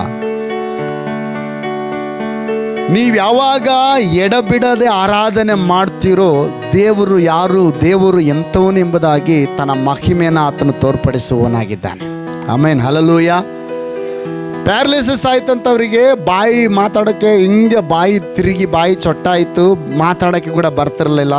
ಆಮೇಲೆ ಅವ್ರಿಗೆ ಗೊತ್ತಾಯಿತು, ನಾನು ಯಾಕೆ ನನಗೆ ಈ ರೀತಿಗೆ ಆಯ್ತಂದರೆ, ಇವರು ಏನು ಆರಾಧನೆ ಮಾಡ್ತಿದಾರಲ್ಲ ಆ ದೇವರು ಬಹಳ ದೊಡ್ಡ ದೇವರಾಗಿದ್ದಾನೆ, ಸಾಧಾರಣ ದೇವರಲ್ಲ ಅಂತೇಳಿ ಅವ್ರು ಹೋಗಿ ಹೇಳಿದ್ರಂತೆ, ದಯಮಾಡಿ ತಪ್ಪಾಯ್ತಮ್ಮ, ನಮಗೆ ಕ್ಷಮಿಸ್ಬಿಡ್ರಿ, ನಿಜವಾಗ್ಲೂ ನನಗೆ ಈ ಥರ ಆಗಿದ್ದು ಯಾಕಂತಂದರೆ ನಿಮ್ಮ ಆರಾಧನೆ ಮಾಡೋದಕ್ಕೆ ನಾನು ಬೇಕಂತೇಳಿ ನಿಮ್ಮನ್ನು ಕೆಡಿಸ್ಬೇಕಂತೇಳಿ ಬಂದೆ, ಅದರಿಂದ ನನಗೆ ಹಿಂಗಾಯಿತು, ದಯಮಾಡಿ ನಾನು ಎಷ್ಟು ಔಷಧಿ ತಗೊಂಡ್ರು ಕೂಡ ಕಡಿಮೆ ಆಗ್ತಿಲ್ಲ, ಪ್ರಾರ್ಥನೆ ಮಾಡಿರಿ ನನಗೋಸ್ಕರ ಅಂತ ಹೇಳಿದಾಗ ಅವರು ಎಣ್ಣೆ ಹಚ್ಚಿ ಯಾವ ಮನೆಯವರಿಗೆ ಇವರು ಅಡ್ಡಿ ಮಾಡ್ತಾ ಇದ್ರಲ್ಲ ಆ ಮನೆಯವರು ಇವರಿಗೆ ಎಣ್ಣೆ ಹಚ್ಚಿ ಕೊಬ್ಬರಿ ಎಣ್ಣೆ ಹಚ್ಚಿ ಪ್ರಾರ್ಥನೆ ಮಾಡಿದಾಗಲೇ ಆ ಕುಟುಂಬ ಅವರಿಗೆ ಗುಣವಾಯಿತು, ಅವರು ಕೂಡ ದೇವ್ರ ಕಡೆಗೆ ಬಂದ್ರಂತೆ. ಆಮೇನ್, ಹಲ್ಲೆಲೂಯಾ. ಎಲ್ಲರೂ ಜೋರಾಗಿ ಹಲ್ಲೆಲೂಯಾ. ನಾವು ಯಾವಾಗ ಸೈತಾನನಿಗೆ ಭಯಪಡ್ತೀವೋ, ಯಾವಾಗ ಲೋಕಕ್ಕೆ ನಾವು ಭಯಪಡ್ತೀವೋ, ದೇವರ ಮಹಿಮೆ ಕಾಣೋದಿಲ್ಲ ಪ್ರೇಯರ್. ಹಲ್ಲೆಲೂಯಾ. ದೇವರು ಕೂಡ ಯಾವಾಗ ತನ್ನ ಮಹಿಮೆಯನ್ನು ತೋರಿಸ್ತಾನಪ್ಪ ಅಂತಂದರೆ, ನಾವು ಭಯಪಡದೆ ಧೈರ್ಯವಾಗಿ ನಾವು ದೇವರನ್ನ ಆರಾಧನೆ ಮಾಡುವಾಗ ದೇವರು ಆತನ ಮಹಿಮೆಯನ್ನು ತೋರ್ಪಡಿಸುವವನಾಗಿದ್ದಾನೆ. ಆಮೇನ್, ಹಲ್ಲೆಲೂಯಾ. ದಾನಿಯೇಲನು ಶಾಸನಕ್ಕೆ ರುಜುವಾದದ್ದು ಗೊತ್ತಾದಾಗಲೂ ಕೂಡ ಅವನೋಗಿ ಪ್ರಾರ್ಥನೆ ಮಾಡ್ತಾ ಇದ್ದಾನೆ. ಹೆಂಗೆ ಪ್ರಾರ್ಥನೆ ಮಾಡ್ತಾನೆ ಗೊತ್ತಾ? ಕಿಟಕಿ ಮುಚ್ಕೊಂಡು ಅಲ್ಲ, ಏನೋ ಕತ್ತಲು ಕೋಣೆಯಲ್ಲ ಹೋಗಿ ಅಂತ ಅಲ್ಲ, ಅವನು ಬಾಯಿ ತೆರೆದು ಆರಾಧನೆ ಮಾಡ್ತಾನೆ. ಹಲ್ಲೆಲೂಯಾ. ಯೆಹೋವನು ಒಳ್ಳೆಯವನು, ಆತನ ಕೃಪೆ ಶಾಶ್ವತವಾದದ್ದು, ಆತನ ನಾಮ ಮಹತ್ತಾದದ್ದು, ಆತನು ಭಯಂಕರನಾದ ದೇವರು, ಆತನು ಶೂರ ಕೃತ್ಯಗಳನ್ನು ಮಾಡುವ ಆತನು. ಹಲ್ಲೆಲೂಯಾ. ನೀವು ಪ್ರಾರ್ಥನೆ ಮಾಡುವಾಗ ದೇವರ ನಾಮದ ಮಹತ್ತನ್ನು ವರ್ಣಿಸಿ ಕೊಂಡಾಡಿ ಪ್ರಾರ್ಥನೆ ಮಾಡ್ತಾ ಇರ್ರಿ. ನಾನು ಹೇಳ್ತೀನಿ, ಯಾವ ಸಿಂಹ ಕೂಡ ನಿಮಗೆ ಏನು ಮಾಡೋದಕ್ಕೆ ಆಗೋದಿಲ್ಲ. ಹಲ್ಲೆಲೂಯಾ. ಎಂಥ ಸಿಂಹಗಳಿರಲಿ, ಎಂಥ ಪ್ರಾಯದ ಸಿಂಹಗಳಿರಲಿ, ಅರ್ಕಂದು ತಿಂದು ಬಿಡ್ತೀನಿ ಕುಡಿದು ಬಿಡ್ತೀನಿ ಅನ್ನುವಂಥ ಸಿಂಹಗಳಿರಲಿ, ನೀವು ಮಾಡುವಂಥ ಪ್ರಾರ್ಥನೆ, ನೀವು ಮಾಡುವಂಥ ಆರಾಧನೆ ಅದು ದೇವರನ್ನೇ ಆ ಸಿಂಹದ ಗವಿಯಲ್ಲಿ ಇಳಿಸುವಂಥದ್ದಾಗಿದೆ. ಎಲ್ಲರೂ ಜೋರಾಗಿ ಹಲ್ಲೆಲೂಯಾ, ಹಲ್ಲೆಲೂಯಾ. ಈ ದಾನಿಯೇಲನು ಶಾಸನಕ್ಕೆ ರುಜುವಾದದ್ದು ಗೊತ್ತಾದಾಗಲೂ ಕೂಡ ಪ್ರಾರ್ಥನೆ ಮಾಡುವುದಕ್ಕೆ ಇವನು ಪ್ರಾರಂಭ ಮಾಡಿ ದೇವರಿಗೆ ಸ್ತುತಿಸಿ ದೇವರನ್ನ ಆರಾಧಿಸಿ ಪ್ರಾರ್ಥನೆ ಮಾಡ್ತಾ ಇದ್ದನು. ಬಂದು ನೋಡು ಕಿಟಕಿಯಲ್ಲಿ ನೋಡಿ ಹೋಗಿ ಹೇಳಿದ್ರು, ಓಪನ್ ಆಗಿ ಕಿಟಕಿ ತೆರೆದು ಪ್ರಾರ್ಥನೆ ಮಾಡ್ತಿರ್ಬೇಕಾದ್ರೆ ನೋಡಿ ಹೇಳಿದ್ರು, ರಾಜ ರಾಜ ಬಾ ಇಲ್ಲಿ, ಒಬ್ಬನು ರಾಜಾಜ್ಞೆ ಮೀರಿದ್ದಾನೆ. ನಿನ್ನ ಆಜ್ಞೆ ಏನಿತ್ತು? 40 ದಿವಸಗಳ ತನಕ ಯಾರು ಕೂಡ ಬೇರೆ ಯಾವ ದೇವರಿಗೆ ಪ್ರಾರ್ಥನೆ ಆಗಲಿ ವಿಜ್ಞಾಪನೆ ಆಗಲಿ ಆರಾಧನೆ ಆಗಲಿ ಮಾಡಬಾರ್ದು ಅಂತೇಳಿ ನೀನು ಹೇಳಿದ್ದಲ್ಲ. ನೋಡಲಿ ಒಬ್ಬನು ಏನು ಮಾಡ್ತದಾನೆ ನೋಡು, ನಿನ್ನ ಆಜ್ಞೆ ಮೀರಿ ಅವನು ಪ್ರಾರ್ಥನೆ ಮಾಡ್ತದಾನೆ ಅಂತ ಹೇಳಿದಾಗ ಅವನನ್ನು ಕರ್ಕೊಂಡು ಬಂದು ಅವನನ್ನು ಸಿಂಹದ ಗವಿಯಲ್ಲಿ ಹಾಕ್ರಿ ಅಂತಂದರೆ ಏನೂ ಮಾಡೋಂಗಿಲ್ಲ. ಆದರೆ ರಾಜವನು ಸ್ವ ಇಚ್ಛೆಯಿಂದ ಇವನು ಹಾಕಿರಲಿಲ್ಲ. ಆದರೆ ಅಲ್ಲಿ ಕೆಲಸ ಮಾಡುವವರ ಹೊಟ್ಟೆ ಕಿಚ್ಚಿನಿಂದ ಅವರಿಗೊಂದು ಚೆನ್ನಾಗಿ ಗೊತ್ತಿತ್ತು, ಏನು ಬಿಟ್ಟರು ಕೂಡ ಯಾರು ಒಂದು ವೇಳೆ ಎಲ್ಲ ದೇವರಿಗೆ ಆರಾಧನೆ ಮಾಡೋದು ಪ್ರಾರ್ಥನೆ ಮಾಡೋದು ಬಿಡ್ತಾರೆ, ಆದರೆ ಈ ದಾನಿಯೇಲನ ಮಾತ್ರ ತಪ್ಪಿಸಲ್ಲ ಅಂತ ಅವ್ರಿಗೆ ಗೊತ್ತಿತ್ತು. ಯಾರಿಗೆ ಗೊತ್ತಿತ್ತು ಹೇಳ್ರಿ? ಅಲ್ಲಿ ಕೆಲಸ ಮಾಡುವವರಿಗೆ, ಆ ಸಂಸ್ಥಾನದಲ್ಲಿ ಕೆಲಸ ಮಾಡುವವರಿಗೆ ಗೊತ್ತಿತ್ತು. ಅದರಿಂದ ಹೊಟ್ಟೆ ಕಿಚ್ಚಿನಿಂದ ಅವರೇ ಮಾತಾಡಿ ಆಜ್ಞೆಯನ್ನು ರಾಜನಿಂದ ಬಲವಂತದಿಂದ ಹೊರಡಿಸಿರ್ತಾನೆ. ರಾಜನಿಗೆ ದಾನಿಯೇಲನ ಮೇಲೆ ದಯೆ ಇರ್ತತೆ, ಆದರೂ ಕೂಡ ಹೊಟ್ಟೆ ಕಿಚ್ಚಿನಿಂದ ಹೊರಡಿಸಿರ್ತಾನೆ. ಆದರೆ ಆ ಆಜ್ಞೆ ಆ ರೂಲ್ಸು ಬಂದಾಗ ಸ್ತೋತ್ರಂ ಹಲ್ಲೆಲೂಯಾ, ಎಲ್ಲರೂ ಜೋರಾಗಿ ಹಲ್ಲೆಲೂಯಾ. ಆ ರೂಲ್ಸ್ ಹೊರಗಡೆ ಬಂದಾಗ ದಾನಿಯೇಲನ ಯಾಕಂದರೆ ಬೇರೆ ಅವ್ರಿಗೆ ಗೊತ್ತು ಇವನನ್ನು ಮುಗಿಸ್ಬೇಕು, ಇವನು ದಿನ ದಿನ ದಿನ ಬೆಳೀತದಾನೆ, ಅಭಿವೃದ್ಧಿ ಆಗ್ತದಾನೆ. ಆ ರಾಜನೇ ಇವನ ಕಾಲಿಗೆ, ಇಡೀ ಆ ರಾಜನನ್ನು ಕಂಡ್ರೆ ಸುತ್ತಮುತ್ತ ದೇಶಗಳೇ ನಡುಗ್ತಿರ್ತವೆ. ಆದರೆ ದಾನಿಯೇಲನಿಗೆ ಅಡ್ಡ ಬಿದ್ದಿರೋದಂತಂದರೆ ಈ ರಾಜ ಮಾತ್ರ. ಯಾಕಂದರೆ ಒಂದು ಸರಿ ರಾಜನಿಗೆ ಕನಸು ಬಿದ್ದಾಗ ಕನಸಿನ ಅರ್ಥ ಯಾರಿಗೂ ಹೇಳೋಕ್ಕಾಗಿರಲ್ಲ. ಆ ಸಮಯದಲ್ಲಿ ದಾನಿಯೇಲನು ಆ ಕನಸಿನ ಅರ್ಥವನ್ನು ಹೇಳ್ತಾನೆ. ಅಂದರೆ ಕನಸನ್ನು, ಈ ಕನಸು ಏನು ಬಿದ್ದತ್ತಂತ ಕೂಡ ಹೇಳ್ತಾನೆ, ಕನಸಿನ ಅರ್ಥವನ್ನು ಕೂಡ ಹೇಳ್ತಾನೆ. ಈ ರೀತಿಯಾಗಿ ಈ ದಾನಿಯೇಲನು ದಿನ ದಿನ ಬೆಳೀತದಾನೆ. ಆ ಒಂದು ರಾಜನ ದಯೆ ಇವನ ಮೇಲೆ ಹೆಚ್ಚಾಗ್ತಿದೆ ಅಂತೇಳಿ ಅಲ್ಲಿರುವಂಥವರೆಲ್ಲರೂ ಹೊಟ್ಟೆ ಕಿಚ್ಚು ಪಟ್ಟು ಈ ರೀತಿಯಾದ ಆಜ್ಞೆಯನ್ನು ಹೊರಡಿಸಿದಾಗ ದಾನಿಯೇಲನ ಮಾತ್ರ ಯಾವುದೇ ಕಾರಣಕ್ಕೂ ಆರಾಧನೆ ಮಾಡೋದನ್ನು ನಿಲ್ಲಿಸಲ್ಲ. ಅವ್ರಿಗೆ ಗೊತ್ತಾಯಿತು, ದಾನಿಯೇಲನನ್ನು ಸಿಗಾಕ್ಬೇಕಂದ್ರೆ ನಾವು ಬೇರೆ ಯಾವುದರಿಂದಲೂ ಆಗಲ್ಲ, ಇವನನ್ನು ಒಂದು ಕುತಂತ್ರ ಮಾಡಿ ಸಿಗಾಕಿ ಇವನ ಕತೆ ಮುಗಿಸ್ಬಿಡ್ಬೇಕಂತೇಳಿ ರಾಜನ ಕೈಲಿ ಒಂದು ಶಾಸನವನ್ನು ಬರೆಸ್ಕೊಂಡು ಒಂದು ರೂಲ್ಸ್ ಜಾರಿಗೆ ತಂದ್ರೆ ಏನಂದರೆ 40 ದಿನ ತನಕ ಯಾರು ಯಾವ ದೇವರಿಗೆ ಆರಾಧನೆ ಪ್ರಾರ್ಥನೆ ಮಾಡಂಗಿಲ್ಲ ಅಂತೇಳಿ. ಆ ನಂತರ ಏನಾಯಿತು, ಇವನಿಗೆ ಗೊತ್ತು, ಅವರಿಗೆಲ್ಲ ಗೊತ್ತು ಇವನು ಬಿಡಲ್ಲ ಅಂತೇಳಿ. ಇವನಿಗೆ ಗೊತ್ತು, ನಾನು ಬಿಡಲ್ಲ, ನನ್ನನ್ನು ಯಾವುದು ನಿಲ್ಲಿಸೋಕ್ಕಾಗಲ್ಲ. Hallelujah hallelujah. ನನ್ನ ಆರಾಧನೆಯನ್ನು, ನನ್ನ ದೇವರೊಟ್ಟಿಗಿನ ಸಹವಾಸವನ್ನು ಯಾವ ರಾಜನ ಆಜ್ಞೆಯು ತಡೆಯುವುದಕ್ಕೆ ಆಗೋದಿಲ್ಲ. ಹಲ್ಲೆಲೂಯಾ. ಯಾವ ಸಿಂಹದ ಬಾಯಿಗಳು ಕೂಡ ನನ್ನನ್ನು, ಯಾವುದೇ ಸಿಂಹದ ಭಯವೂ ಕೂಡ ನನ್ನನ್ನು ತಪ್ಪಿಸೋದಕ್ಕಾಗೋದಿಲ್ಲ ಅಂತೇಳಿ ಅವನು ಮತ್ತೆ ಪ್ರಾರ್ಥನೆ ಮಾಡ್ತಿರ್ಬೇಕಾದ್ರೆ ಅವರು ಹೋಗಿ ಹೇಳಿದ್ರು ರಾಜನಿಗೆ, ಈಗೋ ಅಲ್ಲಿರುವಂಥ ಸೈನಿಕರು, ಅಲ್ಲಿರುವಂಥ ಆ ಸೇನಾಧಿಪತಿಗಳೆಲ್ಲ ಕರ್ಕೊಂಡು ಬನ್ನಿ, ರಾಜನ ಕರ್ಕೊಂಡು ಅವನು ಆ ಒಂದು ದಾನಿಯೇಲನ ಕರ್ಕೊಂಬನ್ರಿ ಹಾಕೋಣ ಸಿಂಹದ ಗವಿಯಲ್ಲಿ ಅಂತೇಳಿ ಹೋಗಿ ಸಿಂಹದ ಗವಿಯಲ್ಲಿ ಅವನನ್ನು ದಾನಿಯೇಲನ ತೆಗೆದುಕೊಂಡು ಹೋಗಿ ಹಾಕ್ತಾರೆ. ಅಲ್ಲಿ ಹಾಕಿದಾಗ ಎಂಥ ಆಶ್ಚರ್ಯ ಏನಂತಂದರೆ, ದೇವರು ತನ್ನ ದೂತನನ್ನು ಕಳಿಸಿ ಸಿಂಹದ ಬಾಯನ್ನು ಕಟ್ಟಿ ಹಾಕಿರ್ತಾನೆ. Hallelujah hallelujah. ಮಾರನೇ ದಿನ ಬೆಳಗ್ಗೆ ಎದ್ದು ರಾಜ ಓಡೋಡಿ ಬರ್ತಾನೆ. ಅಯ್ಯಯ್ಯೋ, ಒಳ್ಳೆ ಕೆಲಸಗಾರ ರೀ ಅವನು, ಒಳ್ಳೆ ಹ್ಯಾಂಡ್ ಅವನು, ಹೋಗ್ಬಿಟ್ಟು ಅವನು ಈ ಸಿಂಹಗಳು ತಿಂದ್ಬಿಟ್ಟಿರ್ತವೇನೋ ಅಂತೇಳಿ ಇವರೆಲ್ಲ ಏನೋ ಕುತಂತ್ರ ಮಾಡಿ ಹಾಕ್ಬಿಟ್ರು, ಅವನ ಕತೆ ಮುಗಿದಿರ್ತತೇನೋ ಅಂತೇಳಿ ಬಂದು ಈ ರೀತಿ ಕೇಳ್ತಾನೆ, ದಾನಿಯೇಲ ನಿತ್ಯವೂ ನೀನು ಭಜಿಸುವ ನಿನ್ನ ದೇವರು ಅಂತ ಕೂಗ್ತಾನೆ. ಏನಂತ ಕೂಗ್ತಾನೆ? ಹಲ್ಲೆಲೂಯಾ. ಎಲ್ರು ಜೋರಾಗಿ ಒಂದ್ಸರಿ ಹೇಳ್ರಿ ಹಲ್ಲೆಲೂಯಾ. ಒಬ್ಬ ವ್ಯಕ್ತಿ ಉನ್ನತ ಸ್ಥಾನದಲ್ಲಿ ಬೆಳಿಬೇಕಾದ್ರೆ, ರಾಜನ ದಯವು ಅವನ ಮೇಲೆ ಬರಬೇಕಾದ್ರೆ, ನಿತ್ಯವೂ ಒಬ್ಬ ವ್ಯಕ್ತಿ ಯಾರು ಆರಾಧನೆ ಮಾಡುವವರಾಗಿರ್ತಾರೋ, ನಿತ್ಯವೂ ದೇವರನ್ನ ಆತ್ಮದಿಂದ ಸತ್ಯದಿಂದ ಆರಾಧನೆ ಮಾಡುವವರಾಗಿರ್ತಾರೋ, ಅವರ ಮೇಲೆ ದೇವರ ವಿಶೇಷವಾದ ದಯೆ ಇರುವಂಥದ್ದಾಗಿದೆ. ಹಲ್ಲೆಲೂಯಾ. ಅವರು ಕೆಳಗಡೆ ಅಲ್ಲ, ಅವರು ಉನ್ನತ ಸ್ಥಾನದಲ್ಲಿ ಇರುವವರಾಗಿರ್ತಾರೆ. ಆಮೇನ್. ಹಲ್ಲೆಲೂಯಾ. ಹೇಳ್ರಿ, ಆರಾಧನೆ ಭಾನುವಾರ ಮಾತ್ರ ಅಲ್ಲ, ನಿತ್ಯವೂ ನಮ್ಮ ದೇವರನ್ನು ಭಜಿಸಬೇಕು. Hallelujah hallelujah. ಪೌಲಸೀಲರು ನಿತ್ಯವೂ ರಾತ್ರಿ ಹೊತ್ತಿನಲ್ಲಿ ಆರಾಧನೆ ಮಾಡುವುದು ಇವರ ಹವ್ಯಾಸವಾಗಿತ್ತು. ಎಷ್ಟೊತ್ತಿನಲ್ರಿ? ಹೇಳ್ರಿ. ಪೌಲಸೀಲರು ಪ್ರತಿದಿನ ರಾತ್ರಿಯಲ್ಲಿ ದೇವರನ್ನು ಆರಾಧಿಸುವುದು, ಪ್ರಾರ್ಥಿಸುವುದು ಇವರ ಹವ್ಯಾಸವಾಗಿತ್ತು. ಹಲ್ಲೆಲೂಯಾ. ಇವತ್ತು ದೇವ್ರ ಮಕ್ಕಳೇ ನಮಗೆ ಹವ್ಯಾಸ ಇದೆನಾ? ಪ್ರತಿದಿನ ನಾವು ಪ್ರಾರ್ಥನೆ ಮಾಡುವಂಥದ್ದು, ಪ್ರತಿದಿನ ಆರಾಧನೆ ಮಾಡುವಂಥದ್ದು. ದಿವಸಕ್ಕೆ ನಮಗೆ ಎಷ್ಟು ತಾಸಿದೆ ಅಂದರೆ 24 ತಾಸು ಸಮಯ ಇದೆ. ಹಲ್ಲೆಲೂಯಾ. 24 ತಾಸು ಸಮಯದಲ್ಲಿ 1 ತಾಸಾದರೂ ಅಂಥೇಳಿ ದೇವರು ಕೇಳ್ತದಾನೆ. 1 ತಾಸಾದರೂ, ಕನಿಷ್ಠ ಪಕ್ಷ 1 ತಾಸಾದರೂ ನಾವು ದೇವರಿಗೆ ಆರಾಧನೆ ಮಾಡಿಲ್ಲ ಅಂದರೆ, ಹಲ್ಲೆಲೂಯಾ, ದೇವರನ್ನು ನಾವು ಸ್ತುತಿಸಿಲ್ಲ ಅಂದರೆ, ದೇವರಿಗೆ ನಾವು ಪ್ರಾರ್ಥನೆ ಮಾಡಿಲ್ಲ ಅಂದರೆ, ಅದರ ಅರ್ಥ ನಾವು ನಿಜವಾದ ದೇವರ ಅನ್ಯೋನ್ಯತೆಯಲ್ಲಿ, ನಿಜವಾಗ್ಲೂ ನಾವು ದೇವರ ಅನ್ಯತೆ ಇಲ್ಲಿಲ್ಲ ಅಂತೇಳಿ ಅರ್ಥ. ಆದರೆ ದೇವರು ಏನನ್ನ ಬಯಸ್ತದನ್ನು ಗೊತ್ತಾ?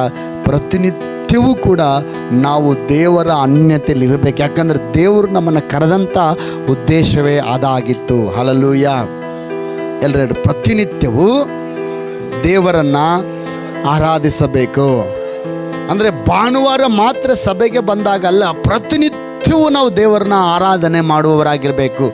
ನಾವು ದೇವರ ವಾಕ್ಯದಲ್ಲಿ ನಾವು ನೋಡ್ತೇವೆ, ಆರಾಧನೆ ಮಾಡಿದ್ರು, ನಿತ್ಯವೂ ಆರಾಧನೆ ಮಾಡುವ ವ್ಯಕ್ತಿಯನ್ನು ಯಾವುದೂ ತಡೆ ಹಿಡಿಯೋಕ್ಕಾಗಲ್ಲ. ಪಕ್ಕದ ಕೈ ಕಟ್ಟಿ ಹೇಳ್ರಿ, ಆರಾಧನೆ ಮಾಡುವ ವ್ಯಕ್ತಿಯನ್ನು ಯಾವುದೂ ಕೂಡ ತಡೆಯುವುದಕ್ಕೆ ಆಗೋದಿಲ್ಲ. ಸೆರೆಮನೆಯಾಗಲಿ, ಸಿಂಹವಾಗಲಿ, ಬೆಂಕಿಯಾಗಲಿ, ಯಾವುದು ಕೂಡ ಅವನನ್ನು ತಡೆಯುವುದಕ್ಕೆ ಆಗೋದಿಲ್ಲ. ಹಲ್ಲೆಲೂಯಾ. ಈ ಒಂದು ವಿಶೇಷತೆ ಹೇಳ್ತೀನಿ. ಆರಾಧನೆ ನಾವು ಮಾಡುವಾಗ ಏನಾಗ್ತದೆ ಅಂತಂದರೆ, ಎಂಥ ಈ ಕೆಲವರು ಈ ರೀತಿ ಅನ್ಬೋದು, ಅಲ್ಲ ಇವರು ನೆನ್ನೆ ಆರಾಧನೆ ಮಾಡಿದ್ರಲ್ಲ, ಮತ್ತು ಇವತ್ತು ಸರ್ಪಣೆಗಳು ಬರಬಾರ್ದಾಗಿತ್ತು, ಇವತ್ತು ಸೆರೆಮನೆಯವರಿಗೆ ಬರಬಾರ್ದಾಗಿತ್ತು. ಇಲ್ಲ, ಹಲ್ಲೆಲೂಯಾ. ಈ ನಿನ್ನೆ ಆರಾಧನೆ ಮಾಡಿದರೂ ಕೂಡ ಇವತ್ತು ನಾವು ಮಾಡುವಂಥ ಆರಾಧನೆಯು ಕೂಡ ನಮಗೆ ಮಾತ್ರವಲ್ಲ, ಅದು ಇತರರ ಒಂದು ಬಿಡುಗಡೆಗಾಗಿ ಅದು ನಾವು ಆರಾಧನೆ ಮಾಡುವಾಗ ನಮ್ಮ ಮುಖಾಂತರ ಇತರರು ಕೂಡ ಬಿಡುಗಡೆ ಆಗುವಂಥವರಾಗಿದ್ದಾರೆ. ಅಲ್ಲಿ ವಾಕ್ಯದಲ್ಲಿ ನಾವು ಓದಿ ನೋಡಿದ್ವಿ ಏನಂತಂದರೆ, ಯಾವಾಗಾದರೆ ಪೌಲಸೀಲರು ಆರಾಧನೆ ಮಾಡ್ತಾರೋ, ಆರಾಧನೆ ಮಾಡಿದಾಗ ಅಲ್ಲಿ ಏನೇನಾಯ್ತು ಅಂತ ನೋಡಿದ್ವಿ. ಹೋದ್ರಿ ನೋಡಿ ಇನ್ನೊಂದ್ಸರಿ ಆ ವಚನ ಏನೇನಾಯ್ತು ನೋಡ್ರಿ. ಮಧ್ಯರಾತ್ರಿಯಲ್ಲಿ ಪೌಲನು ಸೀಲನು ಪ್ರಾರ್ಥನೆ ಮಾಡುವವರಾಗಿ ದೇವರಿಗೆ ಸ್ತುತಿ ಪದಗಳನ್ನು ಹಾಡುತ್ತಿದ್ದರು. ಸೆರೆಯಲ್ಲಿದ್ದವರು ಲಕ್ಷ್ಯವಿಟ್ಟು ಕೇಳುತ್ತಿದ್ದರು. ಅಕಸ್ಮಾತ್ತಾಗಿ ಮಹಾಭೂಕಂಪ ಉಂಟಾಯಿತು. ಸೆರೆಮನೆಯ ಅಸ್ಥಿವಾರಗಳು ಕದಲಿದವು. ಅದೇ ಕ್ಷಣದಲ್ಲಿ ಕದಗಳೆಲ್ಲ ತೆರೆದವು. ಎಲ್ಲರ ಬೇಡಿಗಳು ಕಳಚಿ ಬಿದ್ದವು. ಸೆರೆಮನೆಯ ಯಜಮಾನನು ನಿದ್ದೆಯಿಂದ ಎಚ್ಚೆತ್ತು ಸೆರೆಮನೆಯ ಸಾಕು. ಅಲ್ಲಿ ಏನೇನು ವಿಚಾರಗಳನ್ನು ನೋಡ್ತೀವಂದ್ರೆ, ಪೌಲಸೀಲರು ಸ್ತುತಿ ಪದಗಳನ್ನು ಆಡ್ತಿದ್ದರು, ಸೆರೆಯಲ್ಲಿ ಇದ್ದವರು ಲಕ್ಷ್ಯವಿಟ್ಟು ಕೇಳುತ್ತಿದ್ದರು. ಯಾವಾಗ ಇದು? ಇಲ್ಲಿರೋರೆಲ್ಲ ಒಂದ್ಸರಿ ಜೋರಾಗಿ ಹಲ್ಲೆಲೂಯಾ. ಪೌಲಸೀಲರು ಏನು ಮಾಡ್ತಿದ್ರಂತೆ?